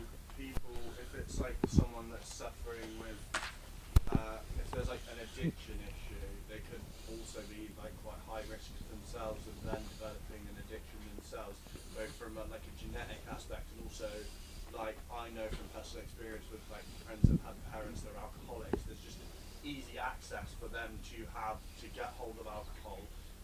It's very normalised for them for that to be the thing, even if they don't like the way in which their parent drinks or abuses drugs, they might still be at risk of being more likely to experiment with those things from an age where it might be more problematic for them to be doing that. Definitely. I used to work in mental health, and I can remember one particular young carer. The mother had been, raped, and would get in the bath and keep turning the water up and up until she basically scalded herself. And the little girl felt it was her duty to stand there with a jug of cold water and a china of cold water to help her. Yeah, no, it can be very challenging, very destructive. I mean, it can be very challenging for young adult carers that we support as well. So we're now going to go on to a quick activity about kind of like true and false. So if Owen, can you put the next one on? Okay, so if you think the statement is true, raise your hand, and if you think it's false, just keep your hand down. Okay, so carers are only carers if they are looking after a parent. Anyone think that's true? Everyone got it right. Yeah, it's false. Owen, can you do a click? Awesome. Okay, so on average, carers have a lower educational attainment at GCSE levels. Do you reckon that is true? So if it's true, put your hand up. Okay. So yeah, that's true. A lot of the young adult carers that we are kind of like supporting do unfortunately come up with lower educational attainment at GCSE levels, and that could be because they are missing a lot of school for their caring roles, or they just struggle in school to stay awake and stay focused because they're worrying about things going on at home. Okay, so the next one is families with carers on average have an income £5,000 lower than other families. If you think that's true, put your hand up. Yeah, that's true. So in a family unit that does have carers in that household on average do have lower income than those without caring responsibilities in the home. So the next one is 800,000 young carers are aged 5 to 17 care for an adult or family member. Do you reckon that's true or false? Yeah, again, yeah, it's true. On average, there's around 800,000 young carers aged 5 to 17 who care for an adult or a family member. Ooh, yeah, there you go. Okay, so children are classed as young carers from secondary school age. True or false? If it's true, put your hand up. Oh, everyone's got it right again. Yeah. So that is false. So a young carer can be classed as anyone from no matter what age they are, they can be classed if they've got a caring role and responsibility. Okay, so 87% of young carers aren't properly supported into adulthood. True or false? Oh, you guys are good at this game. Well-informed group, that's for sure. Yes, that's true. 87% of young carers aren't properly supported into adulthood, and part of mine and Ken's role are to support those aged 16 to 17 transitioning to 18-year-olds in accessing adult services and being that like kind of bridging gap for provision for them, transitioning from a young carer to a young adult carer, and how we can support them with that transition. Okay, all carers care for people who are physically ill. True or false? Correct again, yeah, it's false. They can care for anyone with a physical, mental or addiction issue.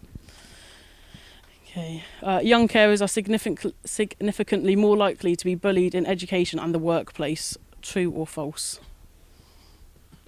Oh, you guys are amazing at this game. Yeah, unfortunately it is true.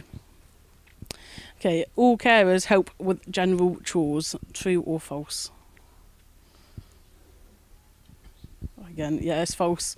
They don't all help with general chores. It's a mix of combination of chores and household issues. Okay, and the last one is 39% say nobody in their school is aware of their caring responsibilities. True or false? 39% say nobody in their school is aware of their caring responsibilities. True or false? Ooh. So on our last one it was true, but I under the impression it is probably more. Okay, so I think now we're going to play a quick video of young carers in Cornwall, which they had made a couple of years ago. So Owen? A young carer is a carer under 25. They have to look after someone, a family member who is disabled. Someone who has a disability or mental problem. They can face all sort of issues, like the siblings could have like a medical condition, or their parents could have a medical condition. And it's just someone who can help around the house. Yeah.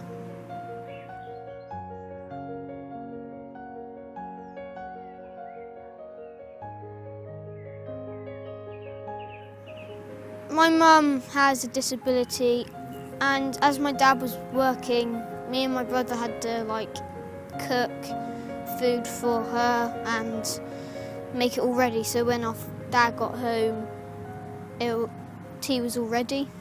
At first it was a bit scary, as I got a phone call from my dad saying my mum's in hospital in agony, and I didn't know what to say to my other siblings, so I just took it, and after 3 years it started to be a bit normal for me, so yeah.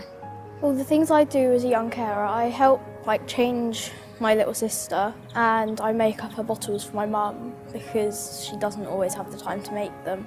I love waking him up because I make him laugh because I grab his feet and then sometimes he needs a bath and then I run the bath and then just dump him in, and he loves it when I do that, so it makes me happy for the rest of the day. Sometimes I have to help my brother dress because he doesn't know where his clothes are.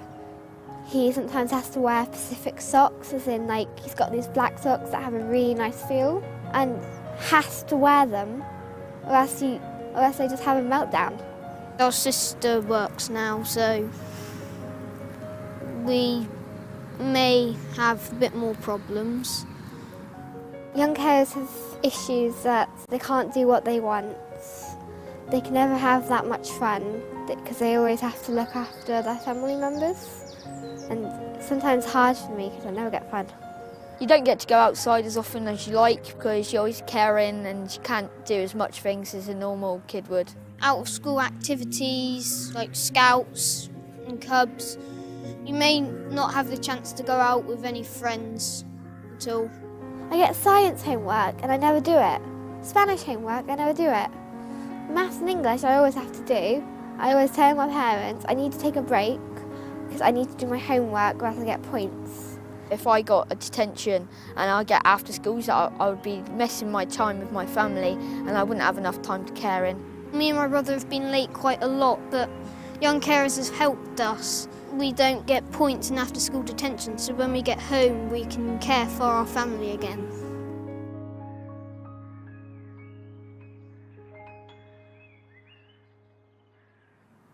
Not everyone wants people to know that they're young carers. Some people just want to keep it to themselves. I don't really mind that some people don't know I'm a young carer because if they did, they'll be asking loads of questions like, what does the person you care for have? What's his name? What's he like? What have they got that makes them disabled?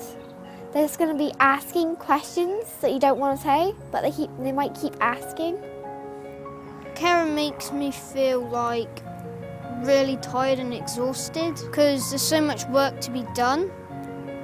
I don't know how we manage. It makes me feel sometimes impatient and angry because sometimes the person you're caring for doesn't want you to do that. It sometimes makes me feel angry because of all the stress that I keep getting. It's really hard all the time. I've struggled a lot, but I can still find someone to talk to.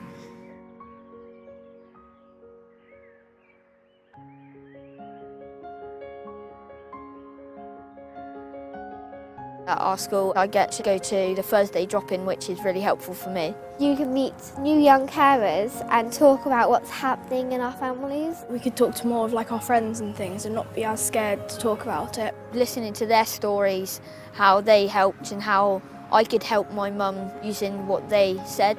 It felt most helpful speaking to someone that has the same thing because then I know I'm not alone. And there's other people who are like me. It makes me feel like happy that I'm like helping, but then it like sometimes stresses me out because I have quite a lot of stuff to do. I only get breaks when it's night time or when my disabled family member is asleep. I usually go out for a walk out the house for like 5-10 minutes so I can clear my head. So at night I would play video games or watch DVDs. That's It's like all the time I get. I play rugby, which takes out all my anger, and I do fishing, and it just makes me relax. Forgets everything else. I'm just there enjoying the scenery. I take a break by going out to sea cadets every Mondays and Thursdays, so I just calm down a little bit after having to deal with him. Young carers face finance issues like going on holiday, and Kona Young Carers help that. They give you free holidays, and they give you like money so you can go out with your family, and it like takes you out of your normal life and routine. When I'm in school, I get to relax and eat my lunch there, speaking to other people. Without it, I would feel like I'm different to some people.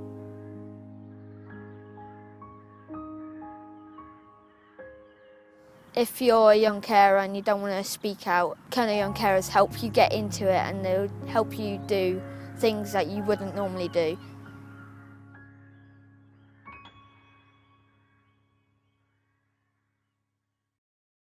Think of that video. Does that give you a bit more information about what a young carer is and kind of the roles and responsibilities they get?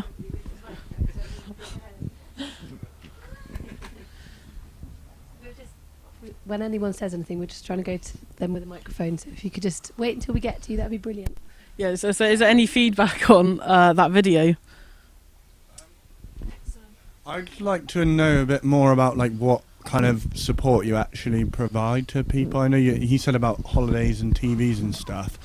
TVs? What am I on about? On the TV, he said about holidays and going out for food and stuff. What other stuff do you do? Do you do like food support and things like that? Yeah, so we do a lot of like one-to-one support to young carers if they need that kind of emotionally available adult to speak to, just to vent and get it off their chest and ask for help and advice.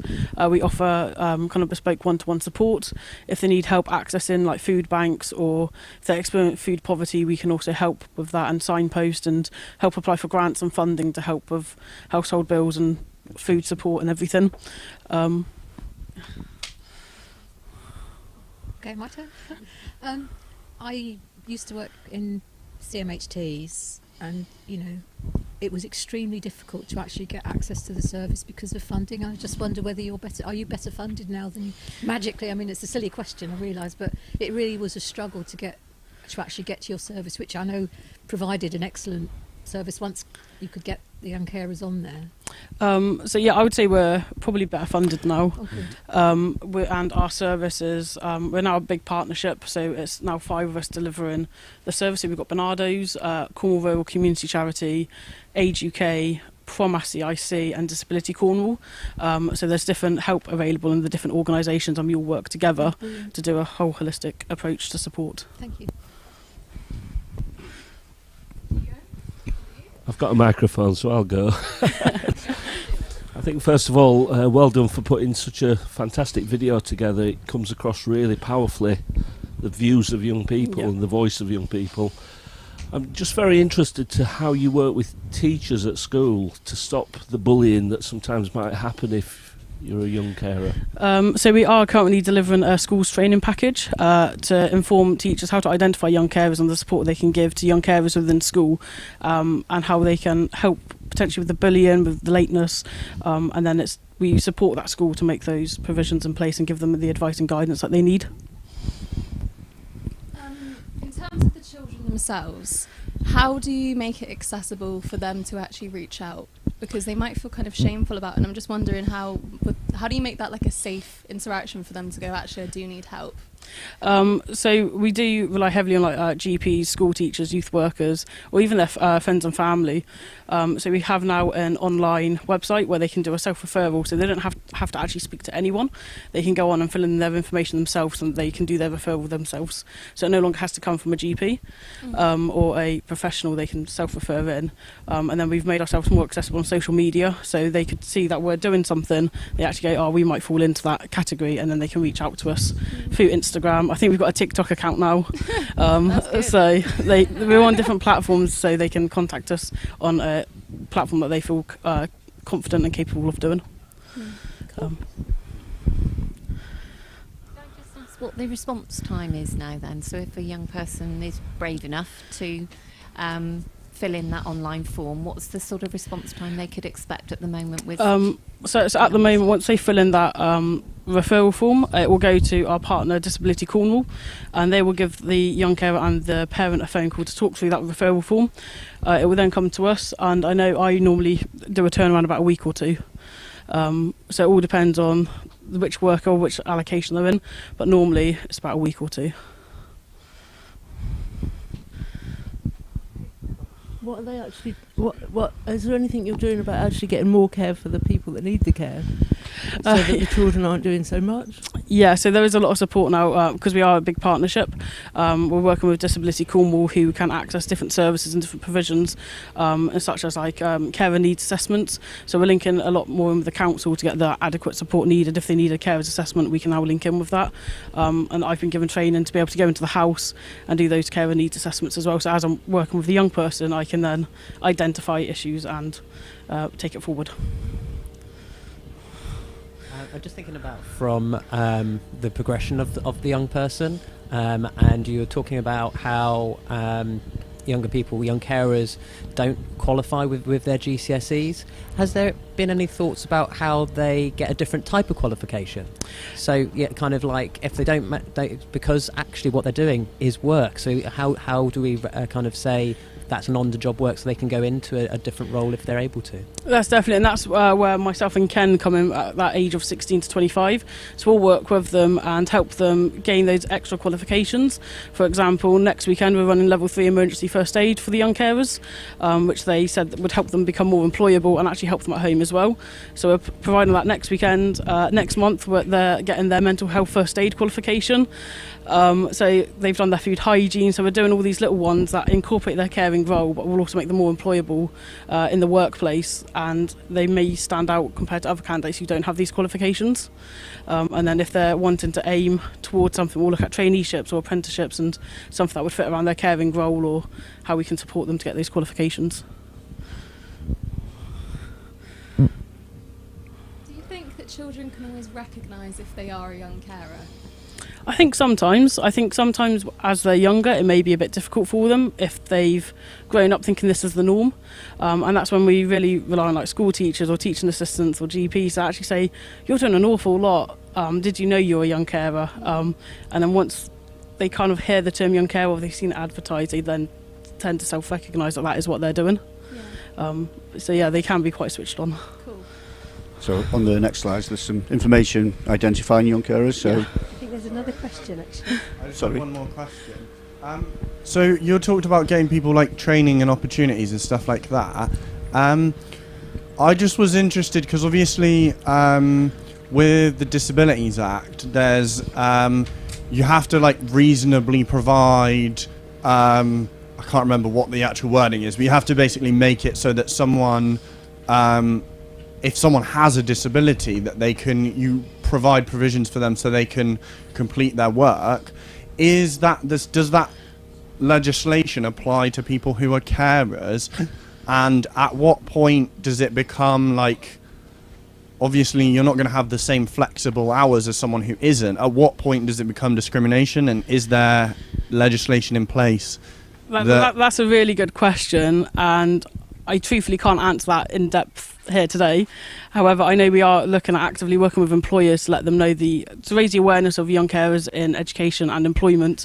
And for instance, you'll see on the next slide about how employers can become more young carer friendly, such as just having a simple tick box on their form to say, I'm a young carer and I'm happy to talk about this. And it's just raising that awareness in employment and in education settings to help kind of like, as you say, like make it easier and make it more accessible for young carers and the cared for to gain access and employment. So Owen, if you can put on the next slide. Okay, so we put together some challenges of being a young adult carer. I won't read them all out, but it's a lack of time to socialise, juggling responsibilities with personal needs, anxiety about actually transitioning from a 16-year-old up into an 18-year-old because they're no longer classed as a child, so they would have to go over to adult services. Their own mental health and physical health, Transport, again, in Cornwall, transport is a massive issue for young carers, especially the cost of living is rising, and with that they might not be able to afford the bus to get to the next town over. So as part of our service we do help provide transport for them to be able to come and access the activities. We don't want to discriminate or take that opportunity away from anyone, so we'll work as best as we can to get them to that activity. And again, there's no cost to them themselves. Yeah, that's quite. It seems quite a traumatic thing, the transport, and dealing with that in itself is a big problem, isn't it? Definitely. Owen, if you could put the next slide on. So even though there's a lot, there can be negatives to being a young carer, there's actually some really good strengths and positives of also being a young adult carer. For instance, they learn new skills and household chores from an earlier age than their peers. So if they do go to university or college, they already know how to cook a meal and they don't have to live with pot noodles. They're really good with time management and they learn about finances and budgeting. First aid skills, because we do deliver those courses. Childcare skills, so if they do become a parent themselves, they already have an experience of what it's like to actually care and I don't know how to change a nappy. I know I couldn't change a nappy, but I've got a young carer who could probably teach me how to change a nappy. Understanding of difference and diversity, the development of sense and resilience, ability to be an advocate and enhanced communication skills with a wide range of people. So there's a lot of positives that would be really transferable in the workplace and would make them actually a really good employee. They just need that help to get there with a bit more understanding. People know, we're working with the Cornwall Museum Partnership, and they've been part of something called the Inclusivity Project, and one of the things that they specifically do is if anyone has ever been a carer or is a young carer, they go straight to interview. So they literally tick a box to say that they're a young carer. It doesn't matter what qualifications they go straight to a face-to-face interview, which is absolutely brilliant. That is, yeah, that's fantastic. Absolutely fantastic. Okay, Owen, can you put the next slide on?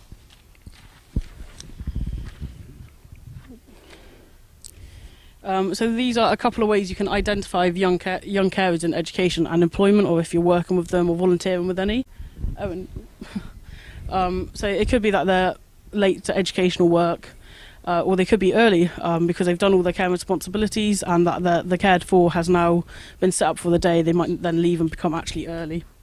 Low attendance, tiredness, falling asleep during the day, or potentially always yawning. Class and homework not completed or to their attainment level, unkemptness and untidiness sometimes. Owen? Irritability, or they can be really emotional.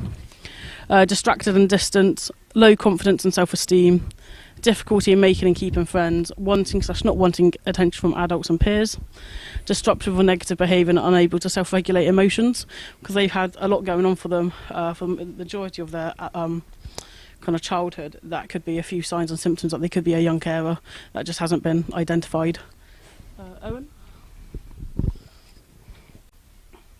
thought that was a question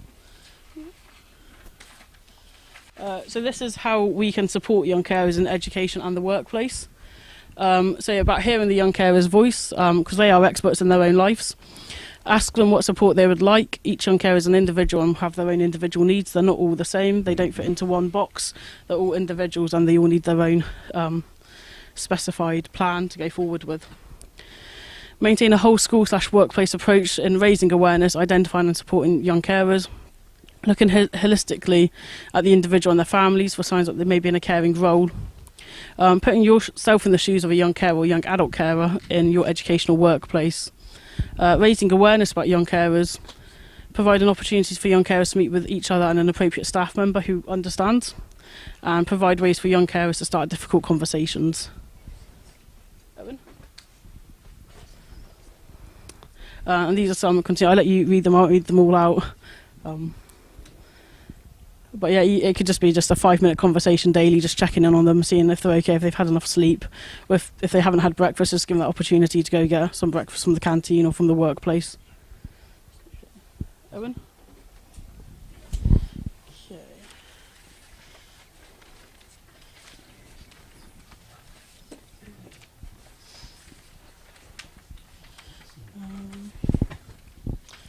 There we go.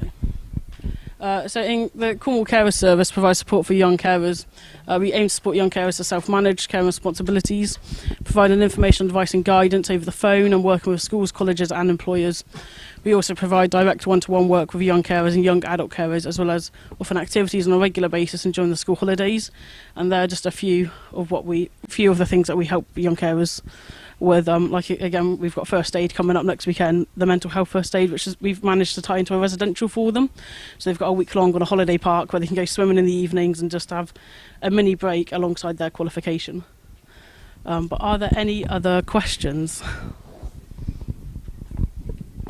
Okay, well that's what we do, and that's who we are, Yeah. and that's us done. Thank you. Thank you.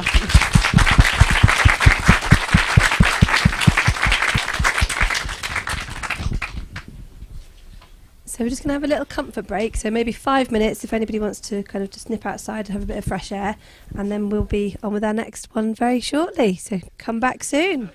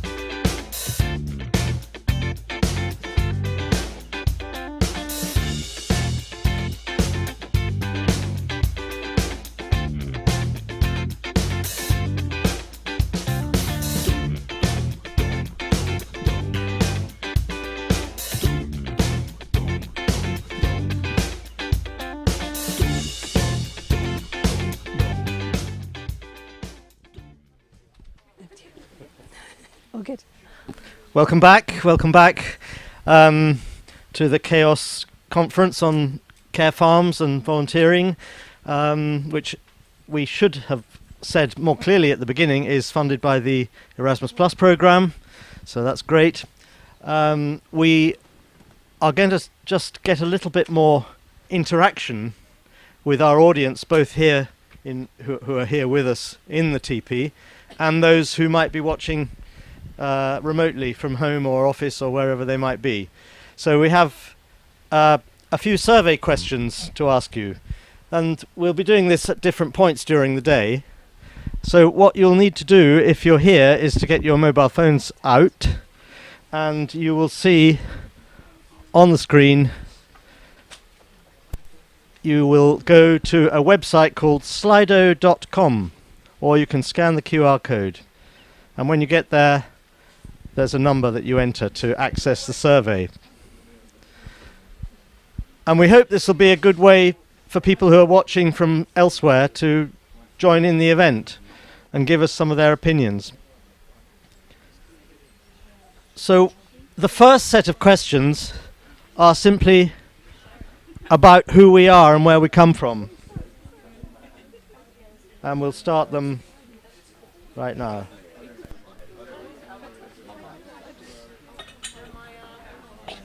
So here's your first set of questions. We just want to know how you would describe yourself. Are you a teacher, a young person, a volunteer, a business person, or any of those other categories that you can see?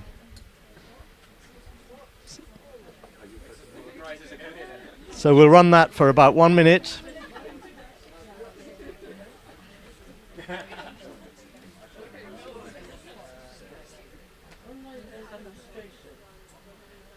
And it's interesting to see who we've got with us.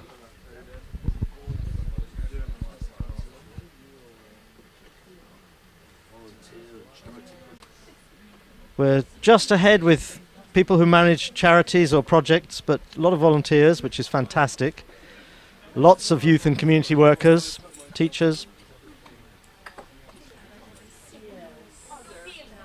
I'm a young person as well. You have to make a choice sometimes in life, Zion. Sometimes life choices are difficult. So, okay, I hope you've all managed to do that. We'll move on to our second question.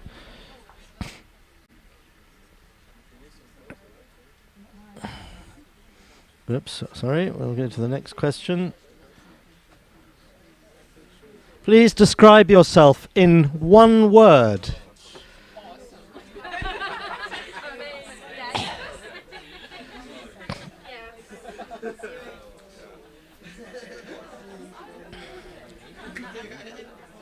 Perfect. Empathetic, alive, excitable, polyvalent, that's a good one. Amazing. Empathic, enthusiastic. And as you will see, all these results are anonymous.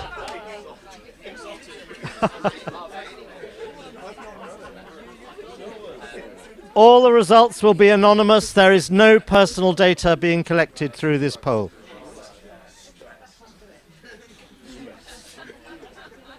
Any more? Wonderful. Some great results coming here. Foggy, this is an interesting one and unique. We'll give this a few more seconds. A few more seconds and then we go to the next one.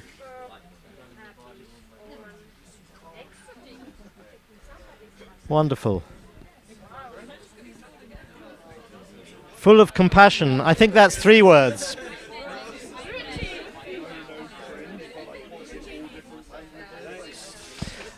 Okay, here comes our next question. Your age group, please.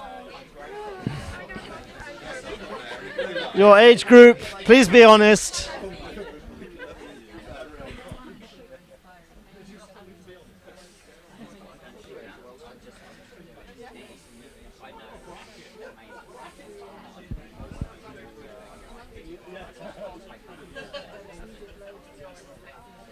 Yep, most people are in the younger age group, 18 to 25. That's fantastic.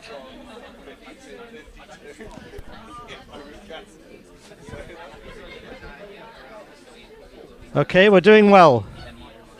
We're doing well. We have 2 more questions now. The next question. Gender, please, if you wouldn't mind.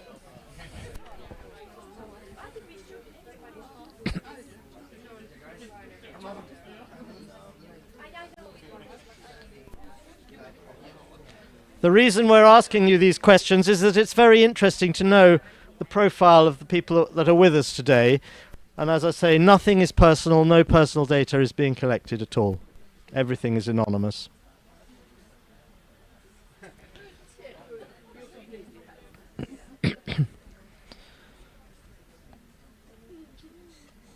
Everybody okay? And we'll move on. Where are you from?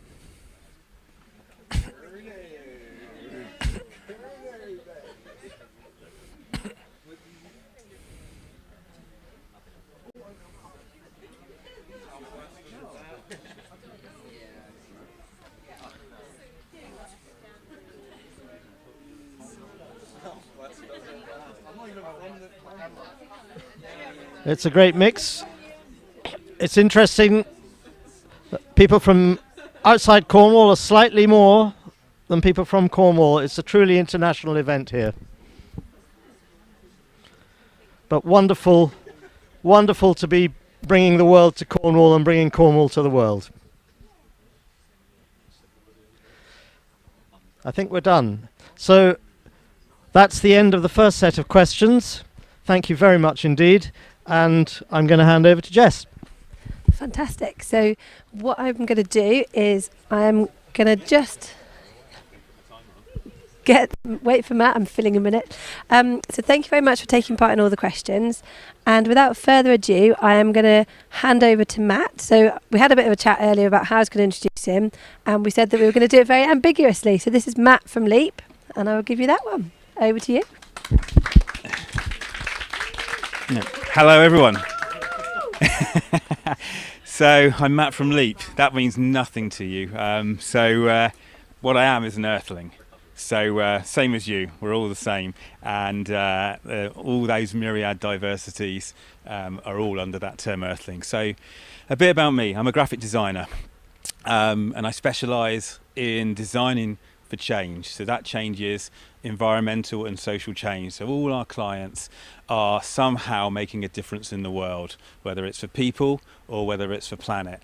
And for me, that's the key thing in the way I work. And we call it making a living, making a difference. And you're all doing this in some way. And you can probably all think, well, this is the way that makes me happiest in life. But sometimes it can also be very hard to know where you are at that point. So one of the things I'm going to start with is how many of you would consider yourself an activist? If you can put your hands up.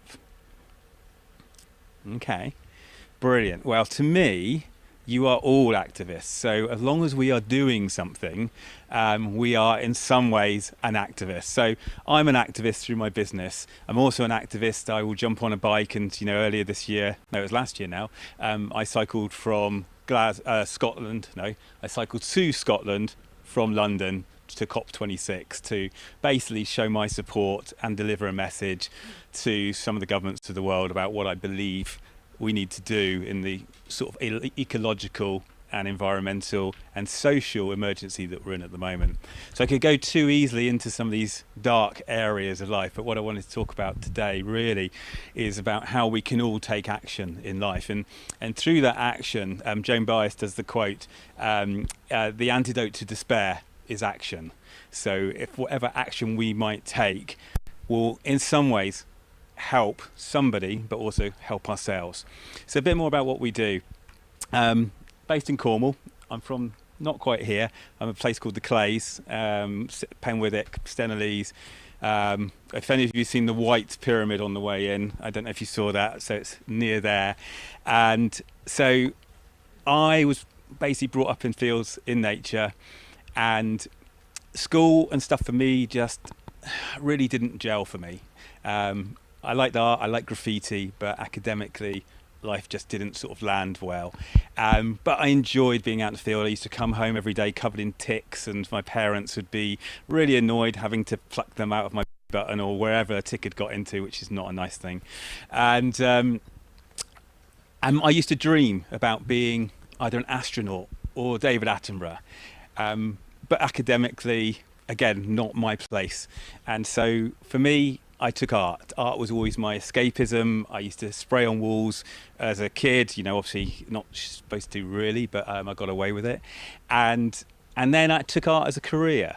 And one of the things with the story, the way it's going, is with my art, the things I wanted to do when I was a child, that kind of environmentalism, that nature-based life, and this kind of space future side of things, through my work, as I've got further into my career, I've actually got to join my childhood dreams and that wonder and curiosity into everyday work. So we work now as a design agency. We work all over the world with anything from, you know, anybody know what a pangolin is? Yeah? So, the most smuggled creature on the planet. We were going to see if we can get a photo of it. A pangolin's amazing. Look on your phones when you get a chance. Exactly. And good impersonation of it as well. If you do the ball thing where it curls up into a ball. So, going back to that activism where I'm sort of jumping around, which is the nature of my pinball-like brain anyway, is through those loves that I had as a child, through my career, which never quite landed. You know, going back to university and stuff, I dropped out 8 weeks before the end of course and stuff like that. I wouldn't suggest doing this. But for me, it kind of worked because the teaching practice wasn't working for me. But I've always pushed myself into creativity in some shape or form. And going back to that in that activism way, my choice for activism is through creativity. So going back to the pangolin, we've got to work from Cornwall on environmental and social issues around the world. And then with the social side, you've had Barnardo's in here. Have we still got anybody from Barnardo's? Yeah, so we've been working on Life Labs. I don't know if you've come across Life Labs. So we've been working with yourselves and IKEA for the last 2 years, working on a toolkit for young people leaving a care journey to have positive independent living.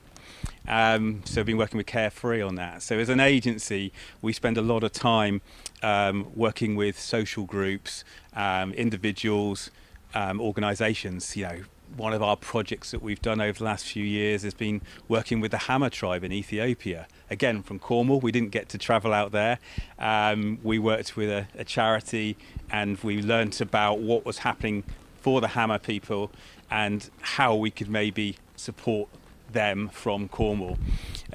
So again, my life of activism is not the form of activism you might think of, holding placards, which I've done that as well, or gluing myself to a bank window, which I haven't done, although I've got friends that have done such things.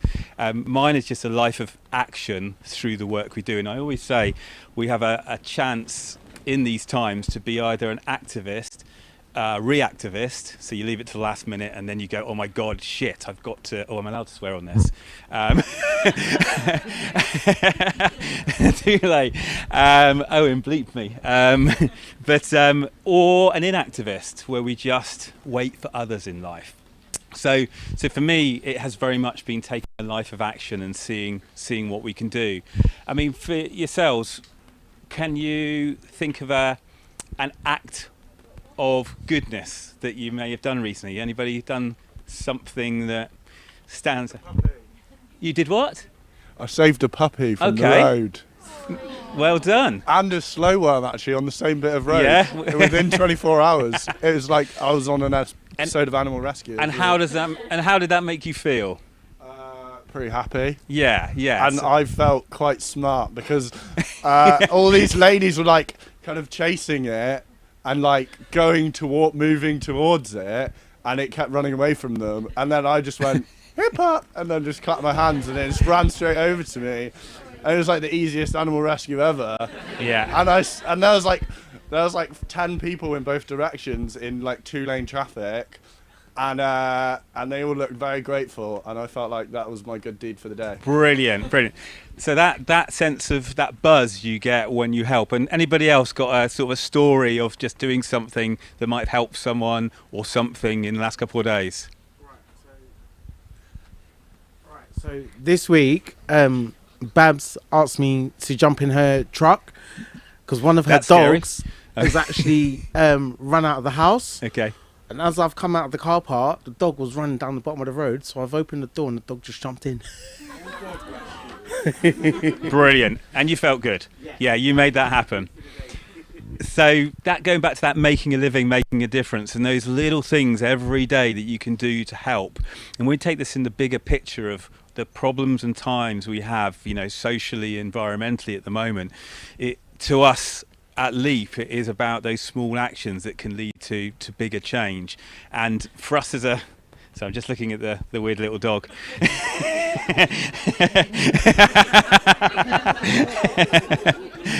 All right, the hyper-intelligent Mexican ancestry Inca-like dog. Yes, yes. So that those acts of helpfulness, and in a world where lots are happening all the time, where we don't know sometimes what the end point is, we look, well, actually I've got these to give out, but when we might be looking for hope, and those small little acts are what we're all about, but we just happen to do it through creativity. And as a small business, when we first set up Leap back in, well, it's nearly 2 decades ago, everybody told me the business would fail. So there wasn't anybody that supported Leap in any single way. My parents are kind of like, okay, you know, we'll kind of trust you with this, but why are you doing it? But the idea with Leap back in 2004 was graphic design with the environment in mind. So only working on projects that were environmentally doing action, socially doing action, and using the right materials. So if it was printed, it was recycled paper. If it was a website, we use renewable energy and low carbon websites. So the internet's more damaging to the planet than the aviation industry, but you probably don't realize that. Watching an hour of Netflix is equal to powering a refrigerator for 2 years, but I like Netflix, so don't take it bad. But Netflix could switch to renewable servers, and then we've got it sorted. So Leap's always been in that kind of nexus of kind of like, what can we do for clients to make a difference with the stuff we produce for them, but also what can we do to change? So one of the joyous things about creativity is we're quite friendly, we're quite lovable, or at least I like to think I am, and we can get in the nooks and crannies. There's some pretty messy situations from, you know, Leap over the years has worked on, you know, domestic violence, well-being, you know, recently we've just been working on a big project on awareness of female genital mutilation. So we kind of get in there and then learn where can we sort of help and support and make this awareness greater. And those small acts, for our team, you know, one of the things working for us is the team love the fact that they can make that difference while making a living. So going back to kind of like that activism, I think you're all activists. And the other thing I also think is that everybody in this room is creative. Would you consider yourselves all creative? Yeah? Brilliant. And thus, if we are creative, then we can make change, because our world is created by us earthlings. And that means we've got choices we can always make every day, whether that's how we might go from A to B. That's still a creative thought. It's like, oh, do I car share? Do I get a train? Do I get a plane? What I buy and where I might buy it from. Those, to me, are all creative actions. And one of the things I've been trying to do for many years is to try and help others realise their own creativity and their own opportunity for choice and change in that. And we're caught in a kind of a world of what we call an extractive society. We take more out of our wonderful, beautiful world, which is, you know, just out there, and we're in today, than we put back in, and what we need to be moving from. I feel like I'm getting a bit too serious and political. I'm not normally like this, but we need to move from this extractive society where we're just take, want, to this regenerative society where we're putting more back in than when we leave. And we've been talking today about, everything from, diversity to young carers and the like. And I think one of the big things that the World Health Organization has always said is a healthy planet equals a healthy population. And while we're not invested in our kind of, natural capital, so we're very invested in finance and money. Am I sounding all too political with all this and kind of like preachy? I'm sort of slightly hearing myself going, this does not sound fun. But yeah, while we're invested in capital, and yes, money makes our world go round, but we need this sort of societal change where we really appreciate the benefits of outdoorsness and the benefits of community and interconnectedness between people, place and planet. And if we can get to these places, I have full belief that we can see a healthier, brighter future where maybe, I know the world's in turmoil at the moment, but it's been in turmoil at some stage for most of its life that humans have existed on the planet. Before that, the animals and everybody were quite happy with the world.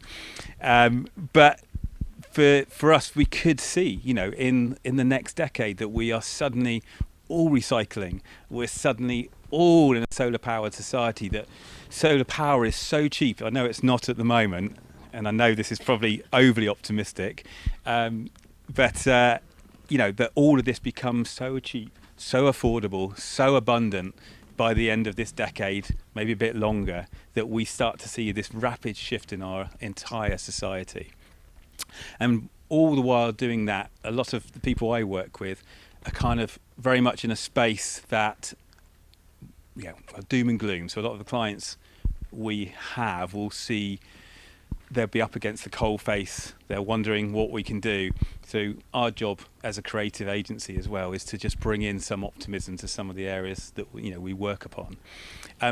What about yourselves? And a couple of questions around how are people feeling about where we are with the environment?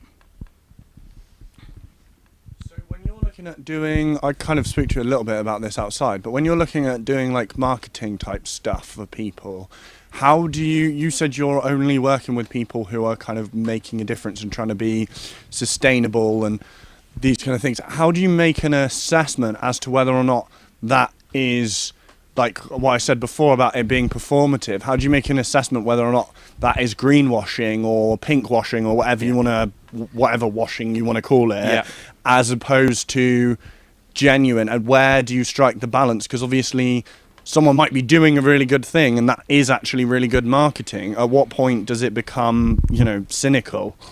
It's a really, really good question. And I think the thing is, as a small business, could we ever know the entire string of where the origin of that company is in its past and stuff like that? So we take a kind of an informed decision, but do we trust the person we're talking to? We just rely on gut instinct to a certain degree. We can see maybe a certification behind the business. If it's a chocolate company like Divine, it's fair trade, or like what the work Bernardo's do and things. So, but it is a bit of a gut. Is that person talking to us? Do we really authentically believe what they're saying? And do they believe in their company, in their product, in their thing, that it's generally making a difference? But the same side of things is, for 20 years we have worked pretty much green to green, but we've got Mel coming in later, who's amazing, from Spaceport Cornwall. And we just started working with Mel as well, because I believe in Mel, in where she wants to take what space looks like for the planet as the world's first female spaceport director. That's quite interesting, because from the environmental perspective, you're looking at like a lot of these billionaires wanting to go to space rather than doing, and it seems like they're making a choice that we've decided, rather than changing the way that we operate our businesses, we are deciding, no, we're just going to leave. Like, where does it stand with them, with that as a... Well, that's where there's no code of conduct for how you get into space at the moment. So we need a global code of conduct, which is about responsible space use. But I don't want to steal Mel's whatever she's going to talk about. But the thing is, when we decided to work with Spaceport, it's the first time we've ever worked with a high carbon organisation. So we measure what we call measuring what matters. So we learn about its carbon impact and then make a choice as a team whether to take it on. But there are many great businesses out there. So we're in a group of businesses called B Corporations. Anybody heard of the term B Corporations? So B Corporations, there's 5,000 of us around the world. We're certified businesses for good, and we use our business in some shape or form to solve together, not individually, the social and environmental issues of our time. So tackling justice, equity, diversity, inclusivity as a conglomerate of organisations rather than individual, while still doing individual actions within our business. So for me, buying and working with the B Corp community makes an easier transaction because there's a trust. We've gone through a rigorous sort of environment, governance, community, customers and impact kind of framework. So 50% of our work is with those. But at the same time, I've always recognised that we can't ignore businesses that find like, oh, what do I do for the world? You know, everyone's doing this, and am I doing anything? And actually, you find a lot of businesses are very good with their people inside. You know, there are, of course, toxic work environments and stuff, but in the UK, you know, we have health benefits and we have, you know, healthcare and pensions. Whereas if you're in Sao Paulo or something, none of that happens, kind of thing. So we're, you know, quite lucky, bar our government, that what we have as a benefits package in the UK, and so in that B Corp community, like British companies definitely score really well. But for us, again, it comes back to that: do I trust that person, and does that person trust me? You know, could I just be also greenwashing and just saying a load of green bollocks, so to speak? So, and you know, one of the things in our sector at the moment, slightly going off on a side, but you made me think about it, is this kind of whole sort of tree washing, wish planting that's going on. So at the moment, it's getting okay to buy a product and we'll plant a tree and the world's saved. Don't worry about it. It's okay. Yeah, and so the idea, or that I plant a tree and anything. Oh, I've flown. I've flown here, or I've driven here. I've planted one tree and bang, you know, absolved. I can go to heaven.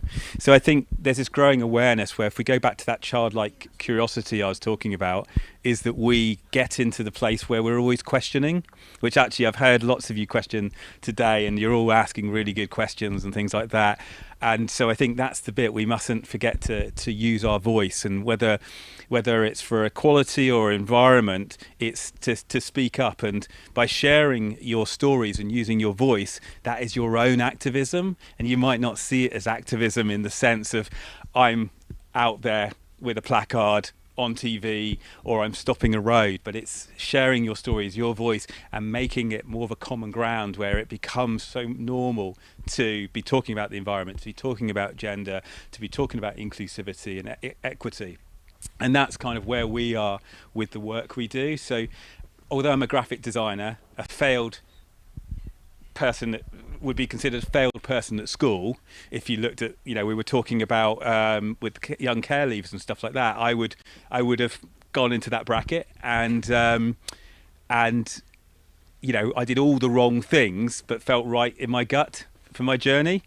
But then it's led me to the thing that I loved the most, which was being in nature, even being able to come here today and just talk whatever I'm saying to you, because only some of you might hear what I'm saying, and just be my authentic self.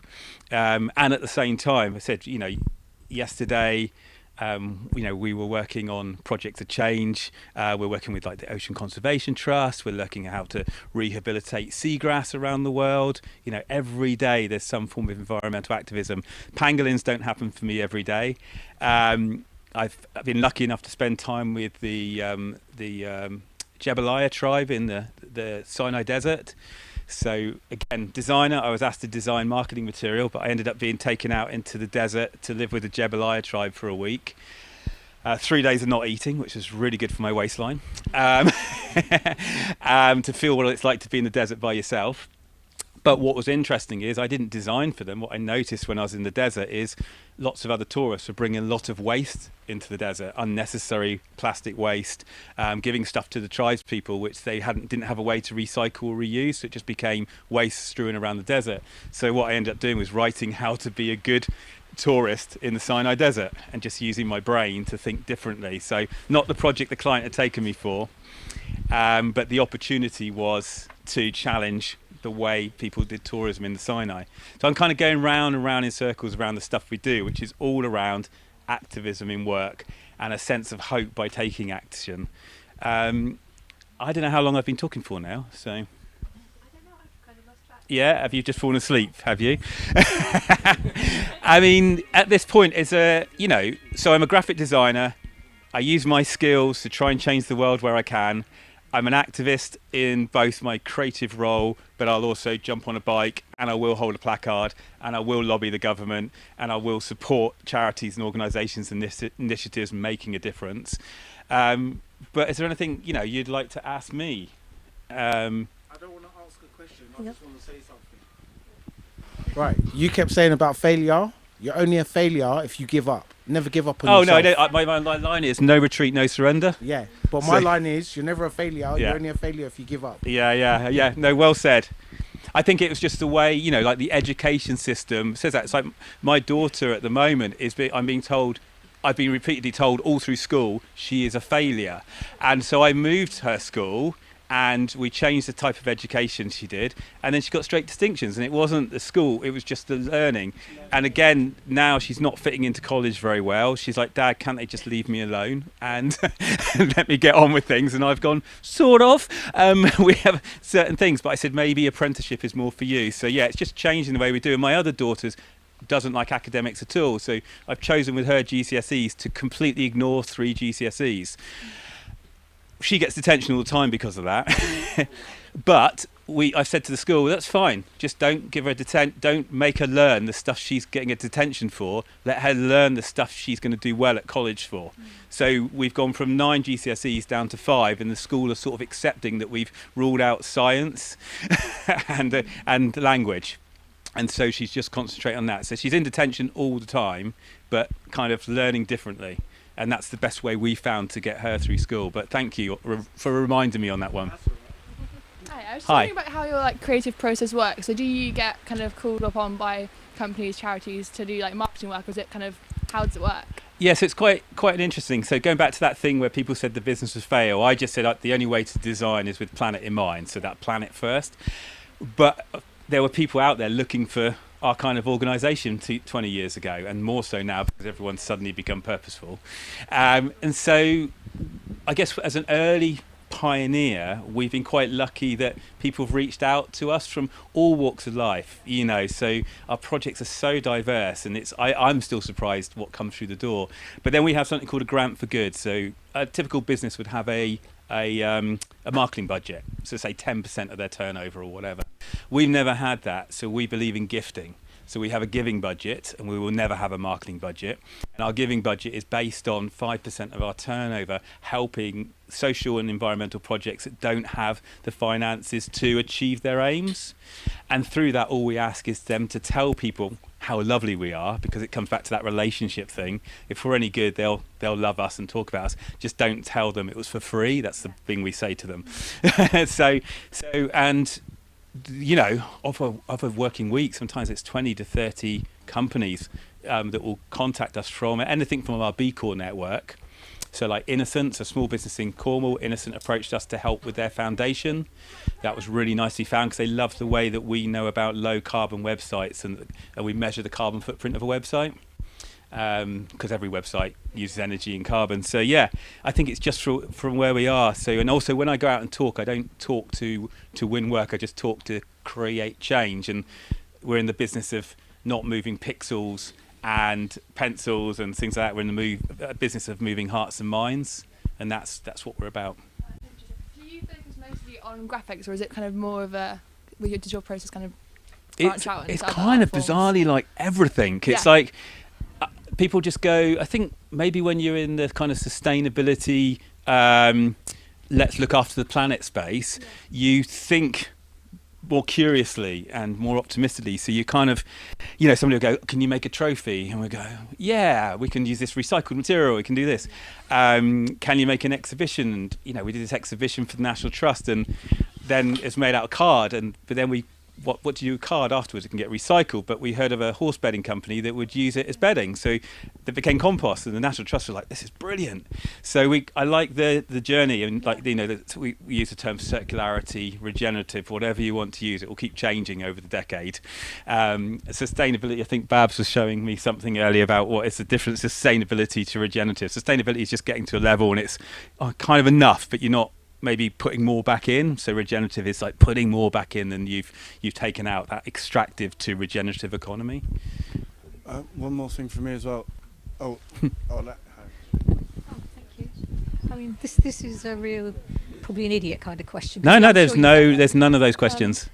To me, it's so obvious. Why are the people at the end of the chain with the plastics, the containers, and that the ones that are always getting knocked for leaving stuff around, which of course they shouldn't do, when surely the culprits are those that produce the plastic in the first place? Why Well, so I think business and money, I suppose. It is, and that's that capitalist society. Until we value people and planet more, so paying a fair wage, looking after our well-being, being that, you know, equitable business. We've had 400 years where money is the lead of the world, isn't it? You know, where we measure everything by finances rather than happiness or what is enough.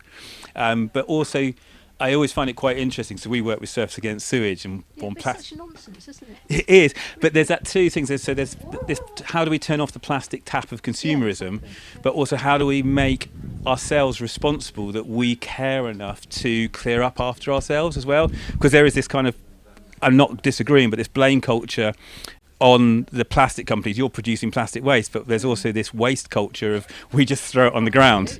So exactly. You know, you probably know this, but BP came up with the phrase carbon footprint. Yeah, by Ogilvy. Yeah. They paid that was their marketing strategy to say, okay, it's your responsibility for consuming something that everyone needs, because that's the infrastructure we always have, and it's therefore it's your responsibility to stop buying the thing that we sell that you can't live your life without. That we will send billions of pounds advertising to you, but it is, you know, very much so. And again, that's why my sector, the creative sector, is the problem and the solution, and so which why we have to challenge, you know, the clients and stuff like that, which is hard when somebody's going, well, if, you know, I had one of our businesses I advised the other day, they turned down Burger King, and Burger King were offering £85,000 worth of work. They didn't agree to do the work. They didn't believe their trust and authenticity. They thought it was bullshit. But at the same time, they needed that £85,000, but they decided not to go for it. The question from their team was, well, could we have managed to get behind Burger King and actually change them and gone inside? It's kind of what I'm doing with Mel at Spaceport. I believe in Mel, so I'm hoping by pushing certain things around. No spaceport's ever done an impact report in the world. So an impact report is not just your finances, it's your environmental and your social footprint. So Spaceport Cornwall, of all the spaceports in the world, will be the first one in the world to produce an impact report. People have done external ones, haven't they? There was a whole thing about, there was a big report that came out about all of the SpaceX stuff in Florida and the impact that was having on the people who lived there and the local environment, and it has basically killed off a bunch of towns in Florida because there's been falling debris and massive noise pollution and toxic acid rain because of the massive amounts of carbon dioxide that's produced. It creates carbonic acid in the air. There's all of these environmental impacts, and I just think they are not assessing it themselves, but there has been people doing that's it why we need a formalised kind of report. But it's for everything. It's kind of our well-being in the workplace. Suddenly, every business wants to get as inclusive and diverse as possible, and how will they do that? And at the moment, it's kind of we do events, and they're always going, oh, can I get a person of colour to come and be in this event? Can we get somebody with disability? It's does it have to be that way? But then there is that kind of normalising where, we've seen the way TV has addressed things recently, and everything's kind of getting much more diverse in TV and programming. So the chap at the front, I think, was going to ask a question. Oh, no, you said what I was going to Oh, is it? Oh. Yeah. I'm going off on a tangent a little bit, but it's kind of like, you know, for me, it's that I'm curious about you. Do you really need to know about me? Tell me about you and what you're doing and what you could be doing. You know, how do you feel? One of the we were talking earlier about eco-anxiety. You know, does anybody feel that at the moment? Yes. So, and then, do you want to talk about that, or would you rather not? Yeah. No. But, you know, so we've got this growing multi-generational level of eco-anxiety. Where is this going? All we're seeing in the media and stuff is doom and gloom, hot, India's on fire, this is on fire, this is underwater. So when all that's there, and we're very lucky, you know, and privileged that not part of that, but what can we do in our own way every day to make a difference? And that can be a variety of things. Like I said, I do it through design, and I do it through getting on a bike and cycling at a protest or something like that. But I also will send a letter to MPs, and I will talk to all our clients to talk about actually what their possibilities are. So if I can help decarbonize the internet, which is a thing, so the internet uses 200 million tons of CO2 more than the aviation industry. So if we can kind of actually get the internet to stop being it's the sixth, if it was the size of a country, it'd be the 6th largest country for energy use in the world. And obviously we're going into more and more online activities, so we want more demand. But if we can get the internet to be greener, that's 6% of the world's energy that would be on renewable energy.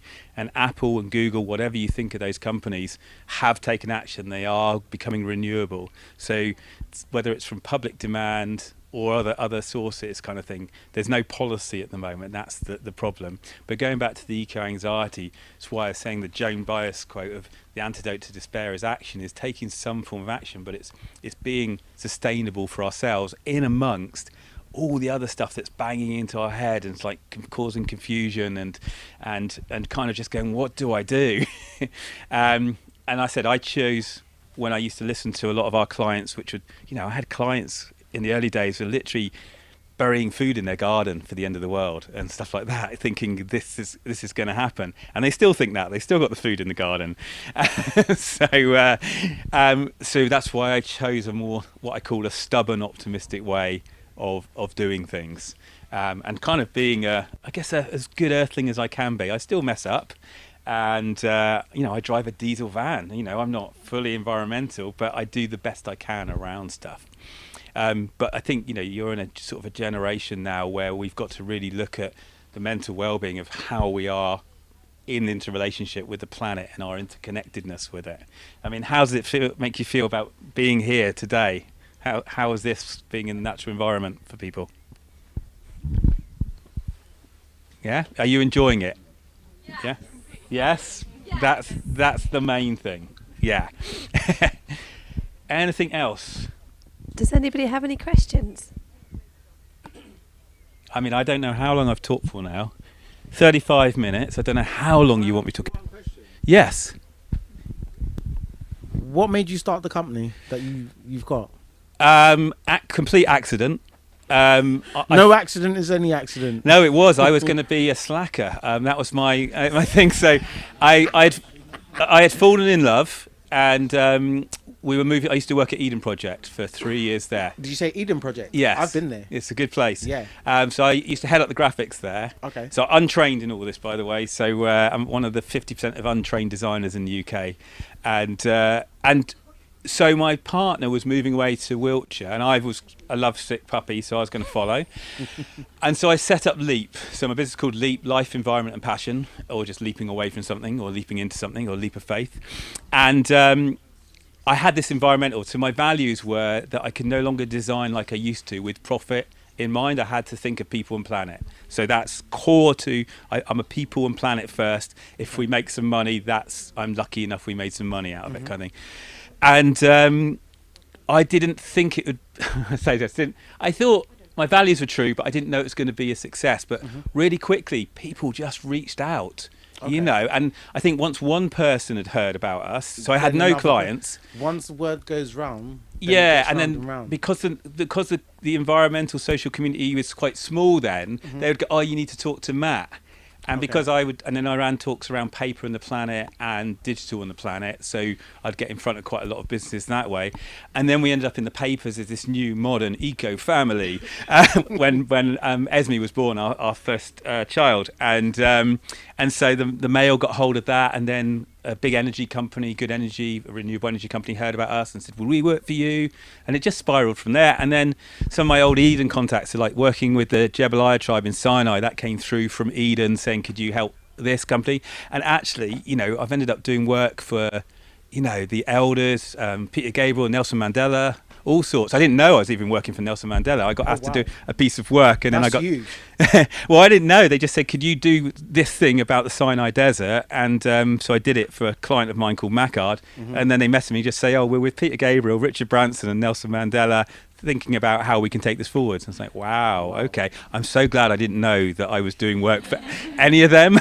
Wow, well, hats off to you. I know I would not have been able to work. I would have just been frozen like a rabbit in the headlights. But it's again that power of people, and only certain people will ever hear and believe you in that sense. So I just always try and be authentic.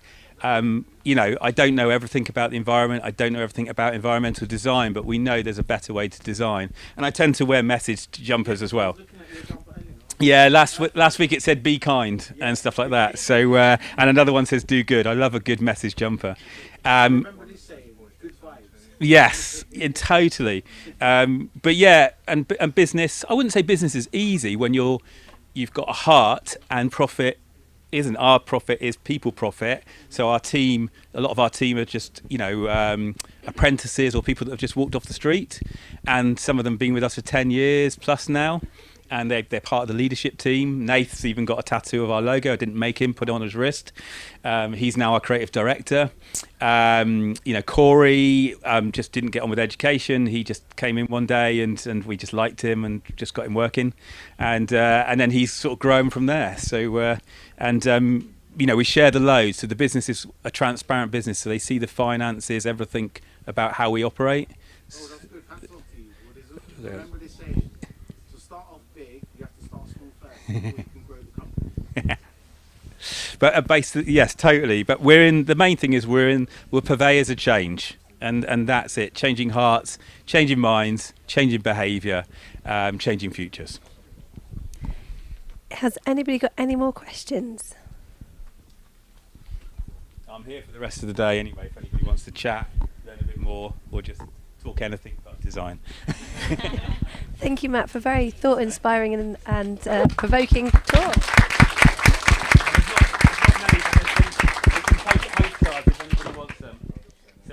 A little illustration on hope we had created. So and about activism. Thank you very much. That's all right.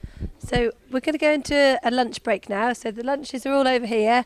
They are again labelled kind of vegan or vegetarian. So please keep to your food group and enjoy.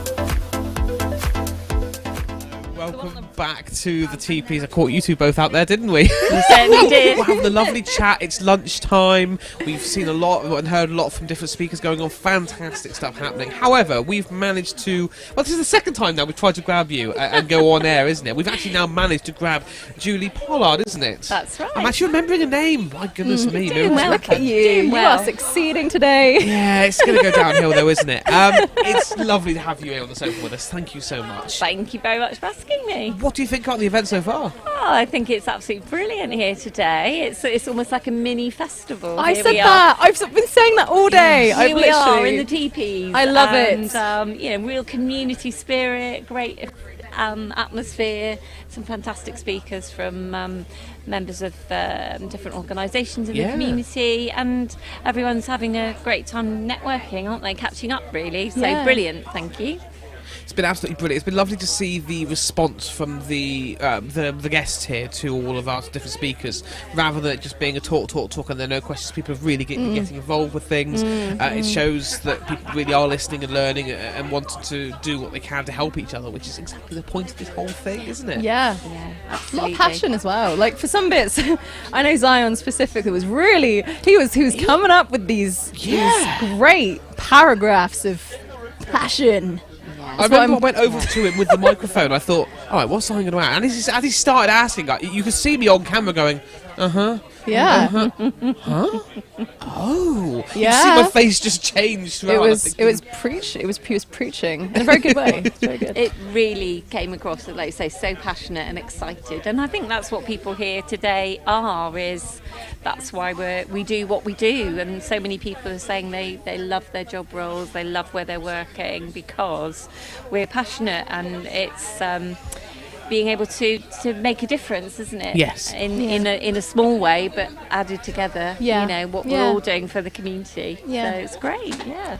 It's funny we actually have you on because I was talking to someone recently about taking the load off the NHS, things like that, and I actually got talking about, guess what, social prescribing, and I have that little flashback of, Julie, the things you have said, they've stuck, they're in my head. So I actually started talking to them about, I can't remember who it was, but we started talking about, going into social prescribing, I love what it. it is, how it helps.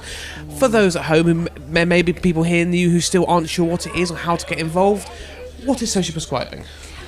Okay, so try to say it in a nutshell, really. So it's being able to look at the question, what matters to you, and get some help really from a social prescribing link worker and others with similar job titles in the community as well, but about connecting with your community to try and help your health and well-being, basically. So yes, we need medication where it's appropriate from our wonderful medical team, but there are alternatives that help people with social isolation, some low to medium sort of mood, mental health issues. There's things that can go alongside that medication, and social prescribing is all about connecting with those things around you, with other services, other people, connection, as we said here today,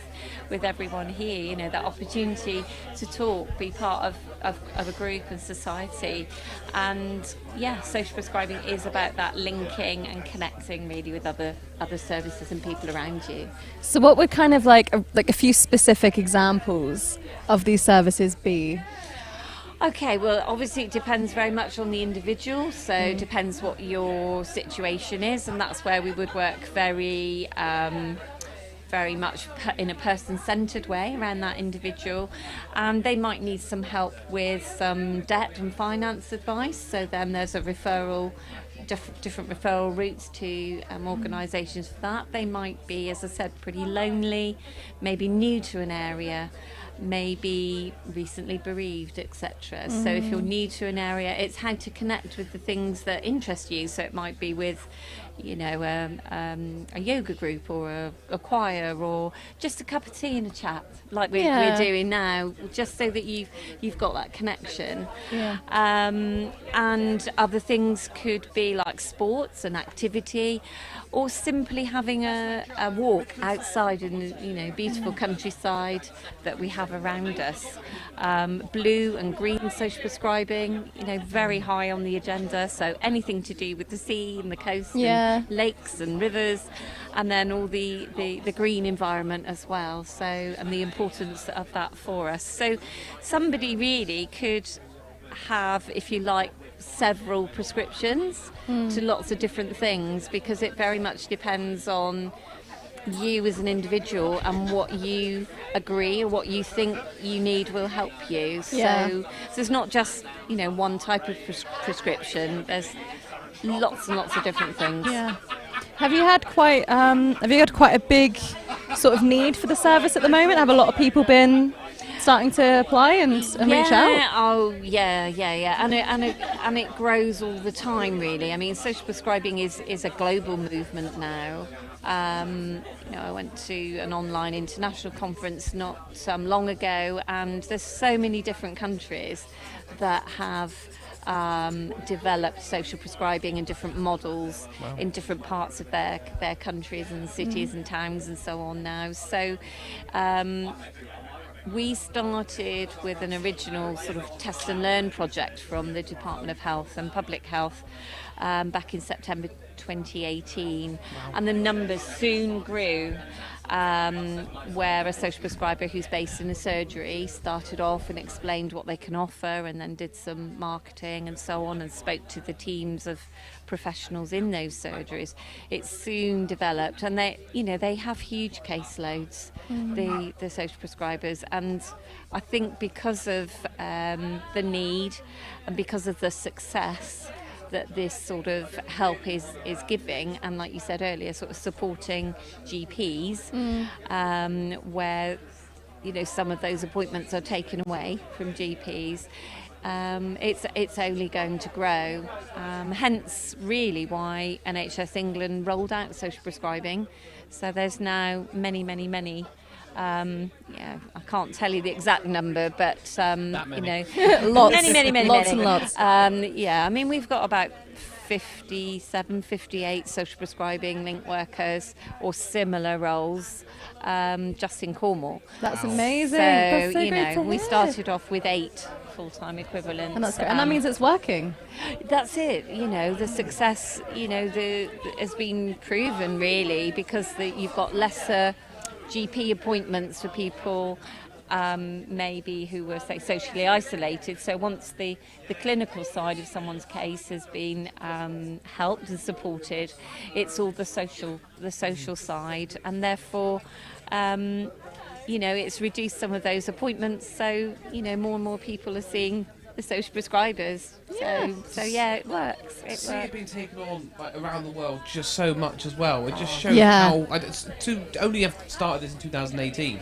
It's mad to think how quick that's expanding. Yeah, I mean, I think if we're honest, social prescribing, whatever other names or terms it's got, has been there for a very, very long time. Right. And like I said before, there's Bromley by Bow Centre in London that's been social prescribing deliverer for over 40 years. You Wow. know, they've got a garden and they've got a community area centre all around the GP's surgeries and so on. So so in different forms or under different names. Yeah. If you know, it's been around a long time. And, you know, occupational therapists, they've been connecting patients with the community as part of their rehabilitation, again, for a very, very long time.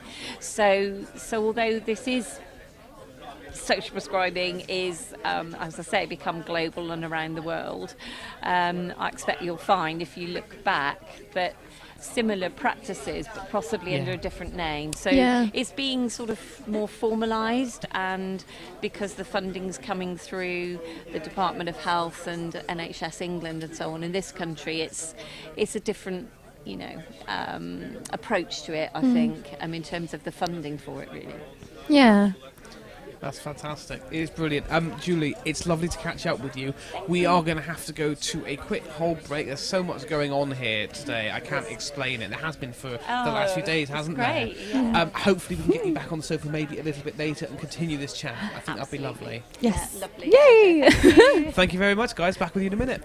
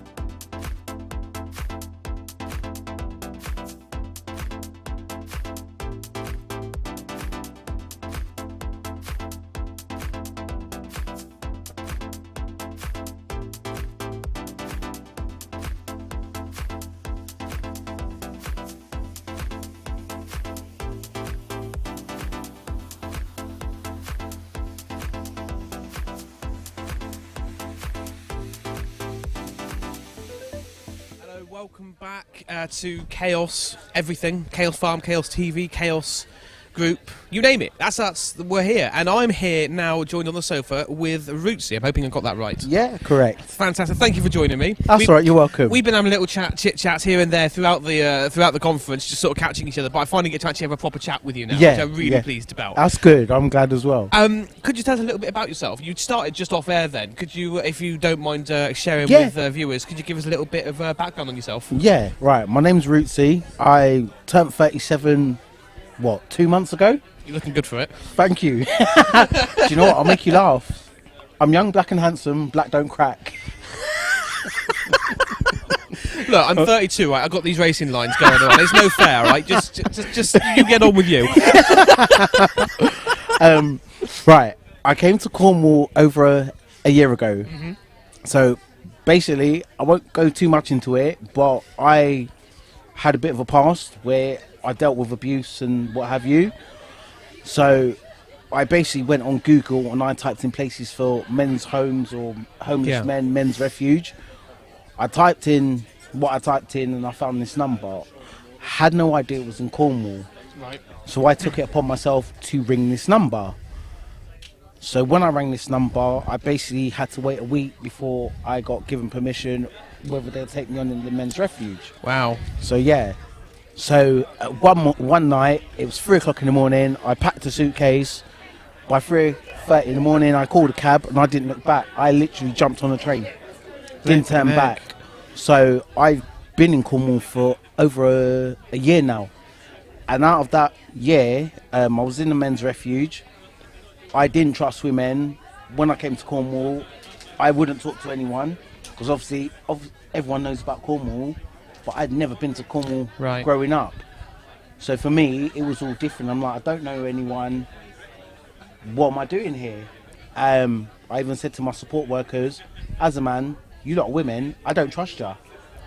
I only got like that because I've been abused by women. It's fair, it's understandable. So that's why I got the way I got. Yeah. I was in America for a bit. Long story. Lost my whole life. I wasn't the same person. So when I came to Cornwall, I sat basically in the lounge every day, crying my eyes out. I was smoking roll-ups day in, day out. I was walking up and down the stairs, going outside the garden. Didn't care, basically. I had no care for life anymore. And then I was on a bidding list for Cornwall Housing. Right. I was in the men's refuge for 3 months. I basically got offered a property on a bungalow that I'd actually forgotten that I'd bidded on. So when I got the call, I missed the call because I happened to be out. So I had 48 hours to basically return their call.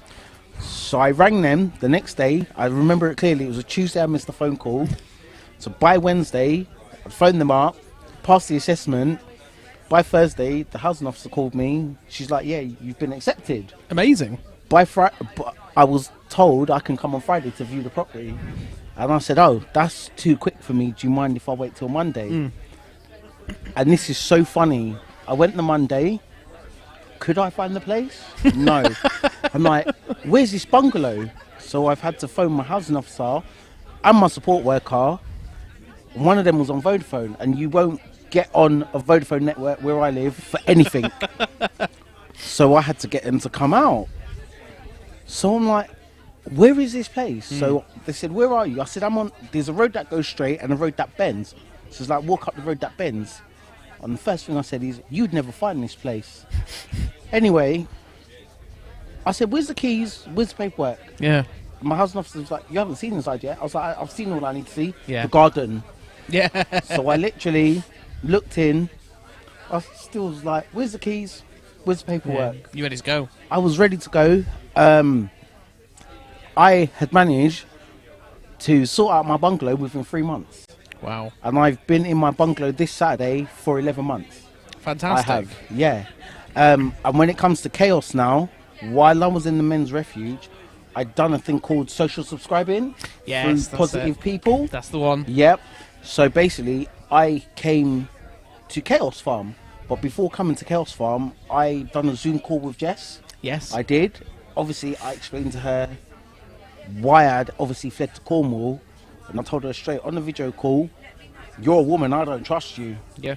And even when I got to the farm, I met Jess and I met Babs, and I was like, straight, you lot are women, I kind of don't trust you, don't know what you're about. When you've got that kind of history, Mindset, though, yeah. you can't, you know, you can't get Yeah. around that. It takes a long time. Yeah, yeah.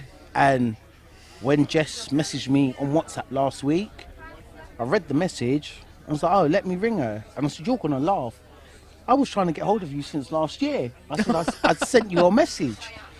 And there's a gentleman called Joe. He used to do, I don't know if he still does the Men Outside, but I bumped into him when I was in Choro around the Christmas period. Right. So I said to him, have you seen Jess and things like that? Because I've been trying to get hold of her. Anyway, I said, tell Jess that I've been trying to get in contact with her. Didn't hear anything. And then all of a sudden, out of the blue, last week, I'm like, I was meant to ring her. So I rang Jess. Obviously, she told me what was going on down here. I said, yeah, I'll definitely come. Yeah. So I haven't been back to the Chaos Farm for 10 months. Wow. Yeah, no one's seen me for 10 months. Because I live that side of Cornwall. Right, got you. Yeah. Yeah. What's the reception been like for you then? What, here? Yeah. Do you know what? I love the atmosphere. It's been really good. First thing I did when I came last Sunday is sat on the throne. Of course, everyone chooses the throne. I don't know what it is. It's slowly falling apart, by the way. Right, I've been told I'm not allowed to climb on it anymore because I climb on it in the studio to look at the screen close. And we do Where in the World. Yeah. I like to look right in. But I've been told, no, can't do that anymore. It'll collapse under my weight. There's no such word as can't. I go with a try. Yeah. I mean, that's a hell of a powerful story. Obviously, you've been through the ringer with Yeah. in regards to a few things. Yeah. It's lovely to see that Chaos was here to help you. You said you were you part of the Men Outside group? Yeah. How was that for you? How did you find it? Do you know what? I absolutely loved it. Do you know my best thing that I loved about Men Outside? I got to make a bow and arrow. What? Sign me up now. Yeah, which I've got at home. Fantastic. So when people see it, there's like, where'd you get that from? I said, I made it. Out the door they go. Yeah. Yeah. Well, we had the pleasure of going down to see the Men Outside group. Yeah, that's right. Was it a couple of days ago Yeah, now? yeah. Really enjoyed that. I out the blue, I bumped into an old college lecturer of mine. Oh, Couldn't wow. believe it. Really pleased. I hadn't seen him for years. One of the only ones. We had a 10-minute chat and catch up. Oh, wow. But wow, what a lovely group. Yeah. What an amazing group. Yeah. I can only imagine how much that would work. That works wonders with people. Yeah. And also, I don't know if you've heard of Man Down Cornwall. I have very much. Right. I went to Man Down in Chora originally. Now, when I was moving, a lady called Penny, Yeah. she does a retreat for Man Down, which is in Bit Alston, which isn't far from me. And she said to me, there's a Man Down in Callington, because I didn't know where they were going to have another Man Down. But obviously, Man Down's all over. Mhm. So I go to the Man Down in Callington, I go to the Man Down in Launceston, and if I can, when I go with one of the other guys, I go to the Salt Ash branch. And I actually wear a Man Down hoodie, which I don't know if you see me wearing. I keep seeing it everywhere I go, and I'm like, I know that group. Yeah. So Man Down's been a great help as well. Fantastic. So yeah. And I done a retreat with them last year with the same lady who does the retreat for Man Down, and I happen to be going on the 20th of May this year. Fantastic. So yeah. What I do love is we talk a lot about mental health in a lot of Yeah. people, but we seem to lose track of men's mental health so much. But Yeah, we see that's groups right. like Men Outside and Man Down coming along, and I Yeah. feel like it's filling a massive gap. Yeah. And it's doing a really good job. Yeah, and what a lot of people don't realise, there's a lot of stigma when it comes to men's mental health. Yes. So yeah. Rootsy, it's been really fantastic to chat to you. I And could chat you. to you for ages, but Same here. I know we got so much other stuff coming up, and Yeah. I'm going to have to do the same. We had Julie Pollard on from Social Prescribing earlier. Yeah. Thank you so much for coming on the sofa. I'm sure I'll be chatting to you in and out anyway as we Yeah. go on through the day. We are going to take a quick break now, guys, but don't go anywhere. We got more coming your way.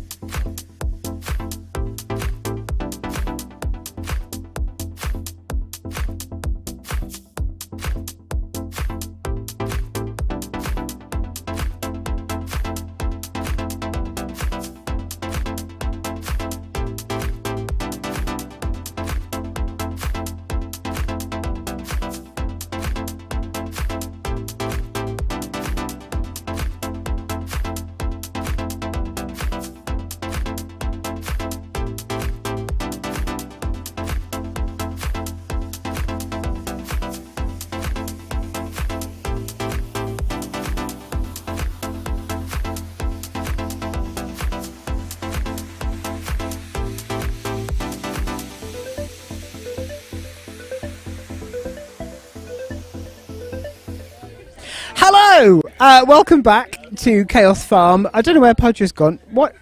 Is she shouting at me? Okay, well, you can't see behind the scenes. Babs is shouting at us, going, I'm not going on the TV. She's done her bit. All right, okay.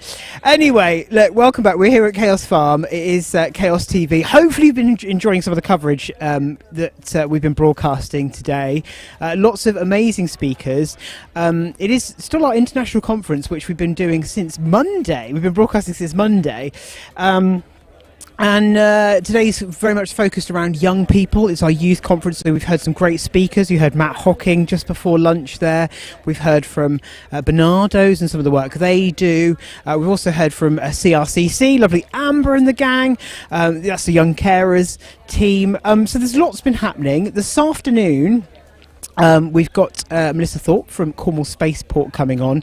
Now, you guys are not going to see that live, but we are going to film that for you, that interview. So you will be able to see that tomorrow and, of course, on our YouTube channel as well.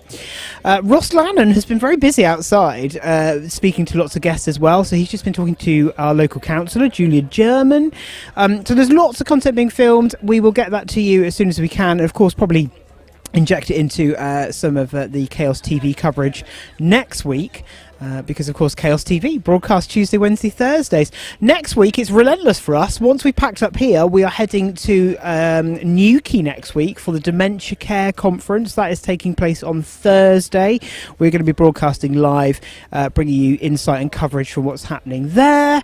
But I believe we're back in the studio Tuesday from 10, so it'd be nice. I mean, don't get me wrong, it's lovely here in our TPs and our makeshift setup. But you can't, there's little things I miss, like our lovely coffee machine in Truro and running water and soap. All the home comforts. But we're having good fun. Listen, coming up, we are going to talk to Kernow Weather Team. So Jane from Kernow Weather Team is going to be linking up live from the Isles of Scilly. Technology, eh? Crazy. She's going to be giving us an update on the weather forecast. And I think then that's pretty much it from us today. Don't forget you can follow us on the socials. It's at Chaos TV UK, nearly. And of course on Chaos Group UK as well. You can see all the behind the scene action and photos. And if you missed some of the shots from the Pride, Cornwall Pride flag that graced its presence with us here this morning, the world's longest Cornish Pride flag, they unveiled right across the farm. And we brought you that live coverage. That footage is now back up online on the Chaos Group, so you can watch that on social as well and enjoy that as well. What else has happened? There's been so much going on here at Chaos. Don't forget, you can keep getting in touch with us throughout our broadcast and around the clock. It's at Chaos TV UK across the socials, 01872 222 8844 on the WhatsApps if you've got any messages, and also hello at thisischaos.co.uk on the emails. If you would like to feature on Chaos TV, we'd be more than happy to have you. We would love to hear from you. If you want to come on and showcase your organisation, maybe you've got an event coming up, maybe you're looking for more participants or volunteers for your organisation, your project or programme, Chaos TV is here to help. We are based here in Cornwall, but of course we broadcast right across the UK, and we'd love to hear from more organisations helping their communities around the UK. There's so many of you out there. We know Cornwall, we love Cornwall, but we'd love to get into other parts of the country as well and be supported by that. Hopefully Owen can hear me, and I'd like to revisit the Pudge weather forecast. I know we've got the Kernow Weather Team coming up soon, but I feel like if you missed this morning, our very own Pudgems, we like to call him, has been out recording his own weather, because it was quite wet and windy here yesterday. It's not too bad today. It's settled down, the wind's disappeared, the sun's kind of been in and out. But this is what Pudge got up to yesterday.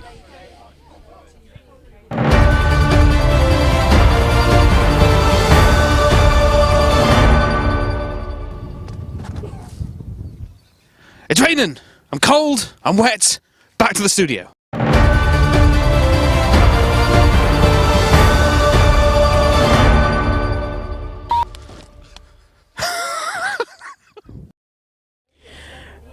Mischief. They like to have fun here, don't they? So the funny thing was, we thought it'd be really funny to make that video when it was rainy, when it was windy, but by the time they actually got to film it, it all stopped. So producer Henry improvised. That's what we like. Lots has been happening here at Chaos Farm this week as well. We've had a lot of different opportunities. Of course, Momentum World are one of the key partners behind this event today, or this whole week really. So Momentum World, who you might not have heard of, hopefully you're beginning, if you've been watching some of the coverage, you're beginning to understand what they do. They're based here in the UK. We've got lovely Andrew, Paul and Sarah all here today with us.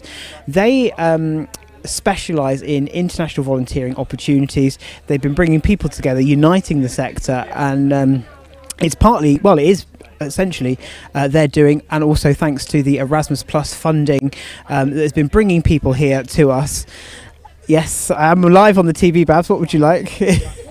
Paul would like to come on. Okay, well, just give us a few minutes and then we'll carry on doing what we're doing. It's not like we've got producers for that, is it? So yes, so Momentum World, and we're just being told that Paul would like to come and have a chat, so we will speak to him momentarily. It's all falling apart behind the scenes, honestly. But yes, so Momentum World have helped put this on. So what they've done is they've funded the opportunities through the Erasmus Plus programme to bring people here to us, here in Cornwall, in our TP, from across Europe. So we've got guests from France, Germany, Austria, Turkey, all over the place. And they've come to learn about Cornwall, how we do things, the challenges we face. Primarily, we've been focusing our conference around the environment. We've been talking about care. We've been talking about sustainability, and hopefully that's been reflected in some of the guests that we've had on. But one of the things I really enjoy about these things, it's being able to step back and see the conversations people are having, and just see some of the connections that are being made. You've probably realised some of the key kind of people we've had on Chaos TV as guests, as organisations. We've invited them out here because at Chaos we like to align ourselves with people who have got similar beliefs and similar, I guess, values to our organisation. And magical things really happen when people get together and talking. And I was talking to Matthew earlier, Matthew Kenworthy-Gomez from Cornwall Pride. He was on earlier. He said to me, Nath, I'm so blown away by just being able to be here, Cornwall Pride being able to be here with this calibre of guests, with this calibre of people, and have these conversations. We would never have been able to do that last year.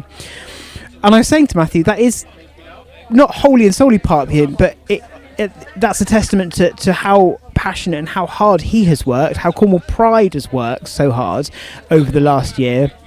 But also, it's coming into that chaos, and he threw that straight back at me and said, "Well, it's chaos. Chaos has done this." This was for me the point of Chaos. Chaos is about community helping all of society, but it's about bringing people together. This is what we do.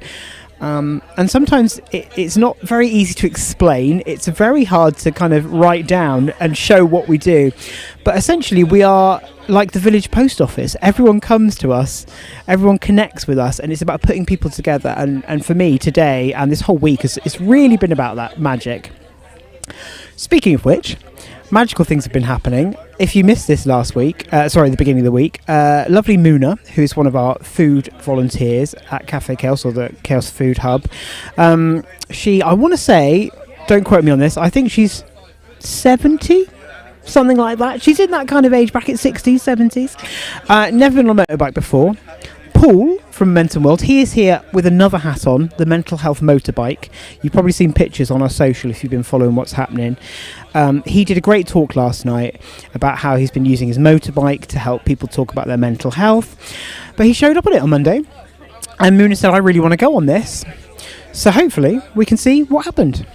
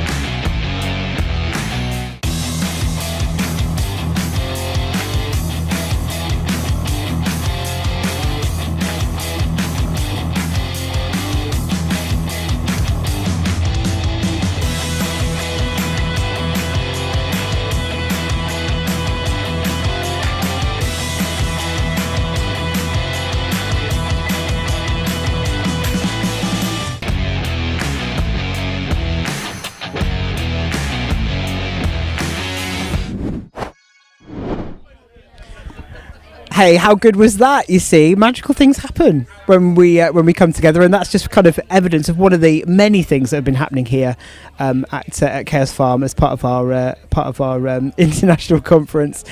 Before I wrap up, we've got Kerno Weather Team coming on from 2:00, and we are going to go for a little break before we do that. Before I wrap up, hopefully Owen's going to show us a little bit of what's been happening on Twitter. Again, do keep tabs on social. There's lots happening behind the scenes at Chaos at Chaos Group UK. Is where a lot of stuff's happening. Here we go, look. Oh, look, so this is me and Henry this morning. There's this running joke that I thought we needed to start off the day with a nice picture of me and Henry. So we've had star jumps. We've had, the throne. So we've gone for the field of hay today. No, keep your jokes aside, please. Julie Cherry, of course. Julie Pollard, from Cornwall, Volunteer Cornwall. You just heard. He's got Julian German having a nice chat with Matthew. So we're really kind of setting the scene. Oh, here's this amazing footage of look at this. Look, if you missed that earlier, of the Cornwall Pride flag being unveiled here at Chaos Farm, which is fab.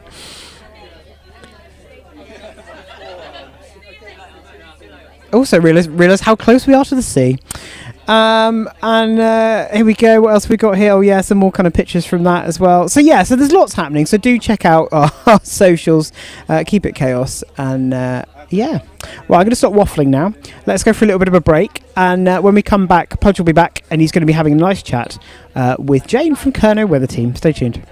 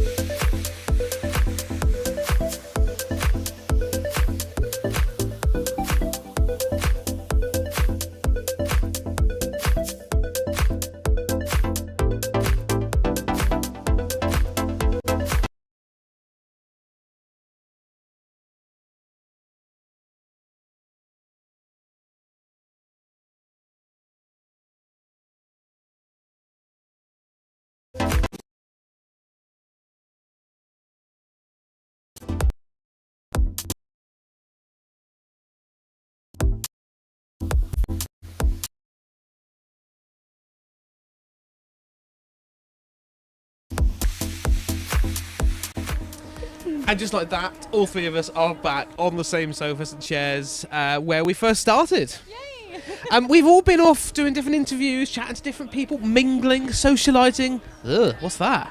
I know, strange. You've had a little entourage outside. I had haven't a you? picnic. I had a full-on picnic with loads of different people from loads of different places. It was lovely. Fantastic. So interesting. So interesting. Oh. I guess we had a microphone issue there, folks. It's Hang still on. off. One moment, we're just dealing with a random microphone issue here. Let's try this. I think Test, I test, would 1, 2. learn to press the on button, wouldn't you, by now? We're on. What I was saying, Chaos as always, was even when we were off air, I feel like we were all still in presenter mode because it's lovely going around meeting everyone. But I feel like I'm unofficially interviewing people. Yeah, I know. And then Yeah. you just like want to learn everything about them, and then you're like, oh, okay, so what does that mean? Or Absolutely. okay, so what did you think about that? And then it just goes on, doesn't it? Yeah. It's really nice. You had a lovely chat, Ross, didn't you, with one of the local councillors, Mr. German? I did. Julian, it was the first time I've met him before. We had a really good chat. Yeah, he's really top chat. I think I mentioned him a few times on air, always bigging him up. Nice to actually see him again face to face, busy chap. Yeah, and I also got to meet Lucy from the old garage, who she basically provided all the cakes for today. So Oh my gosh, I the gave- best cakes, Round the of best applause, cakes, round of applause. literally. Yeah, absolutely. They're Absolutely. amazing. Thank you. from all We, of us. we had the pleasure of interviewing Julie, didn't we? Julie Pollard for Social I love Prescribing. her. She's amazing. She's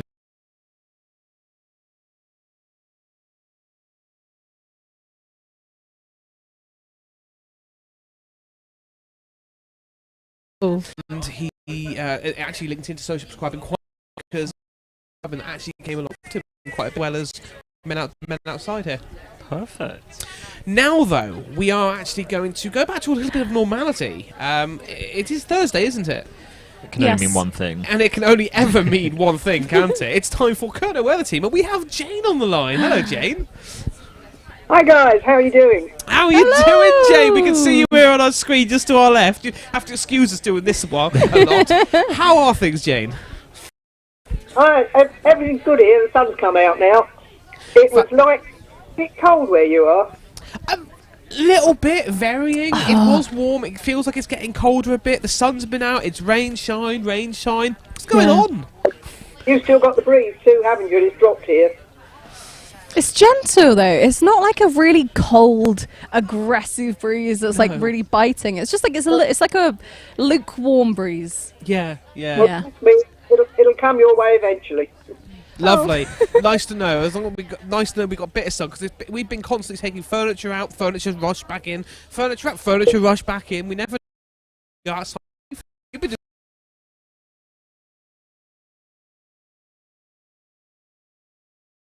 How can actually be? I know.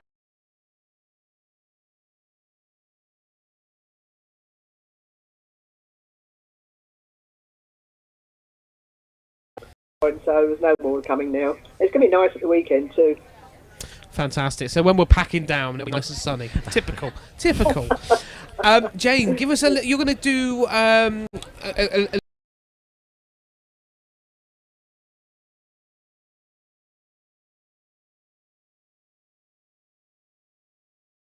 side. Gradually spreading your way from the west, we've got it already. And certainly tomorrow's going to be quite a nice day. Still a bit breezy from the west, but it'll be getting warmer too. And then Saturday looks a nice day. but towards the evening, there's a bit of low pressure coming. Could get the odd shower, could get the odd thunderstorm. I think it's more likely in Cornwall than it is on Scilly. I think it'll miss us up through Cornwall on the channel. There's a possibility, quite a light, small possibility, that you might get a bit of thunder on it too.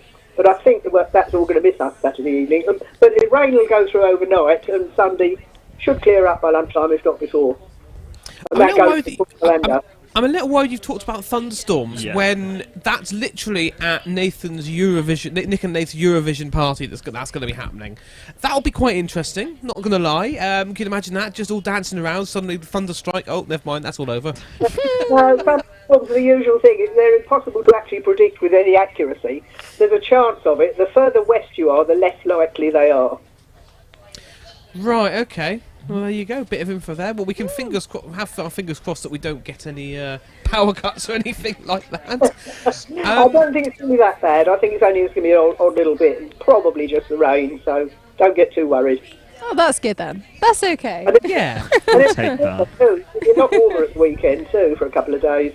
Yeah, well, we'll show you now, Jane, what you can see from our view. We're going to take a little look at our webcam here at the conference. Beautiful, isn't it? Whereabouts on Roseland are you?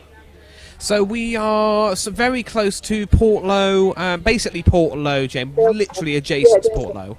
I used to have friends that lived at Tregony. They've moved now, but they used to take me round it when I went over there. It's a beautiful part of the country, isn't it? Absolutely beautiful. Jane, to go alongside this webcam, which is nice to have a change actually. Instead of your webcam, we've gone have a look at us for a change. How about we look at some of your photos that you sent in? What you got? Oh, that's all the Swifts out now.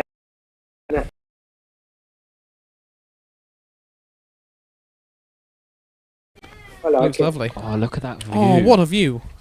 That wasn't this year, but I took it from Skybus, and that's the view you get from Skybus going off to the mainland if you're on the right day. Oh, absolutely. When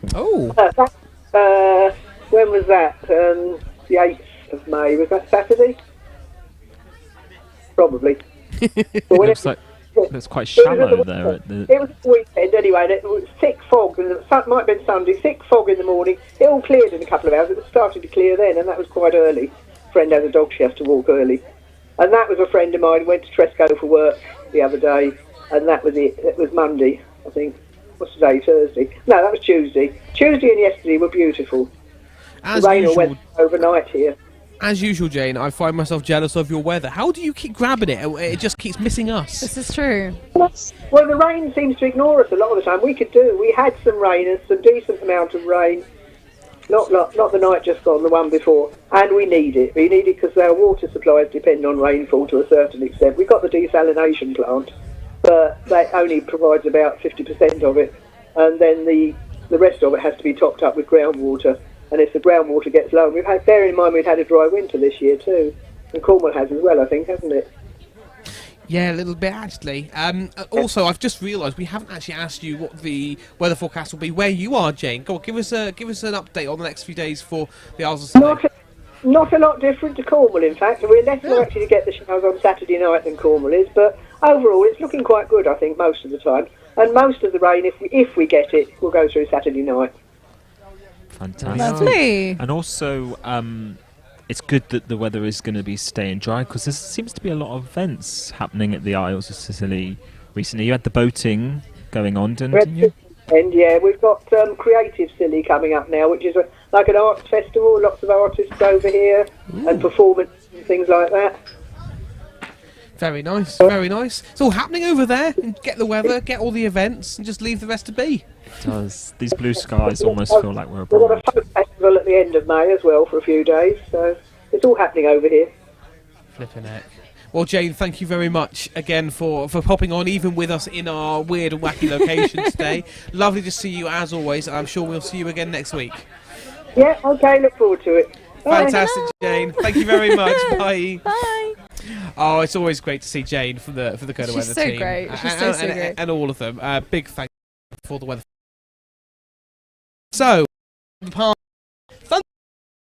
Good luck with that. Have we seen Nathan's reaction yet? No, I'm looking forward. He's over there. Nathan, Nick and Nate's show, Eurovision, Thunder and Lightning. Thunder and Lightning. According to Jane. According to Jane, that's when you're getting Thunder and Lightning. Okay, he says. It's just said awesome.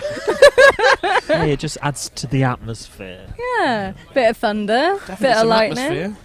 It's gonna be like lights outside. There'll be Be like like a outside disco. lighting as well. So how have you found the day, guys? Have you been enjoying it? I have absolutely loved today. It's been so fun. There've been just so many people from so many different places, and like listening to all the talks has been amazing, as well as like just having a chat with everyone and just like experiencing it. It's been really great. It's been really fun, and it feels like you're at a mini festival, which is even more amazing. So I love it. I was going to ask you, do you still feel like you're at a festival? Because that was the first thing you said this morning. It feels like when you're midday at a festival, when you're all kind of just like sitting around, or you might be having a drink, or you might just be sat, and it's like there's not a lot of like headline acts on, but everyone's just kind of relaxing for a bit. I know what you mean. But that might be just because we just came off of lunch. I don't know about you, but I will always call Jane a headline act. Oh no, she is. Well, we just had a headline act. There we go. There we go. There's someone in the corner doing some face painting. There's a or dog here. something, We've now and then got we're on Boris it. on set. You know what? I think this is Boris telling us that it's time for us to call it a day there. A big thank you to everyone who's been getting in contact. A big thank you to all of our guests, all of our speakers, to all of our visitors, and obviously to you guys as well. It's been a great day. It has.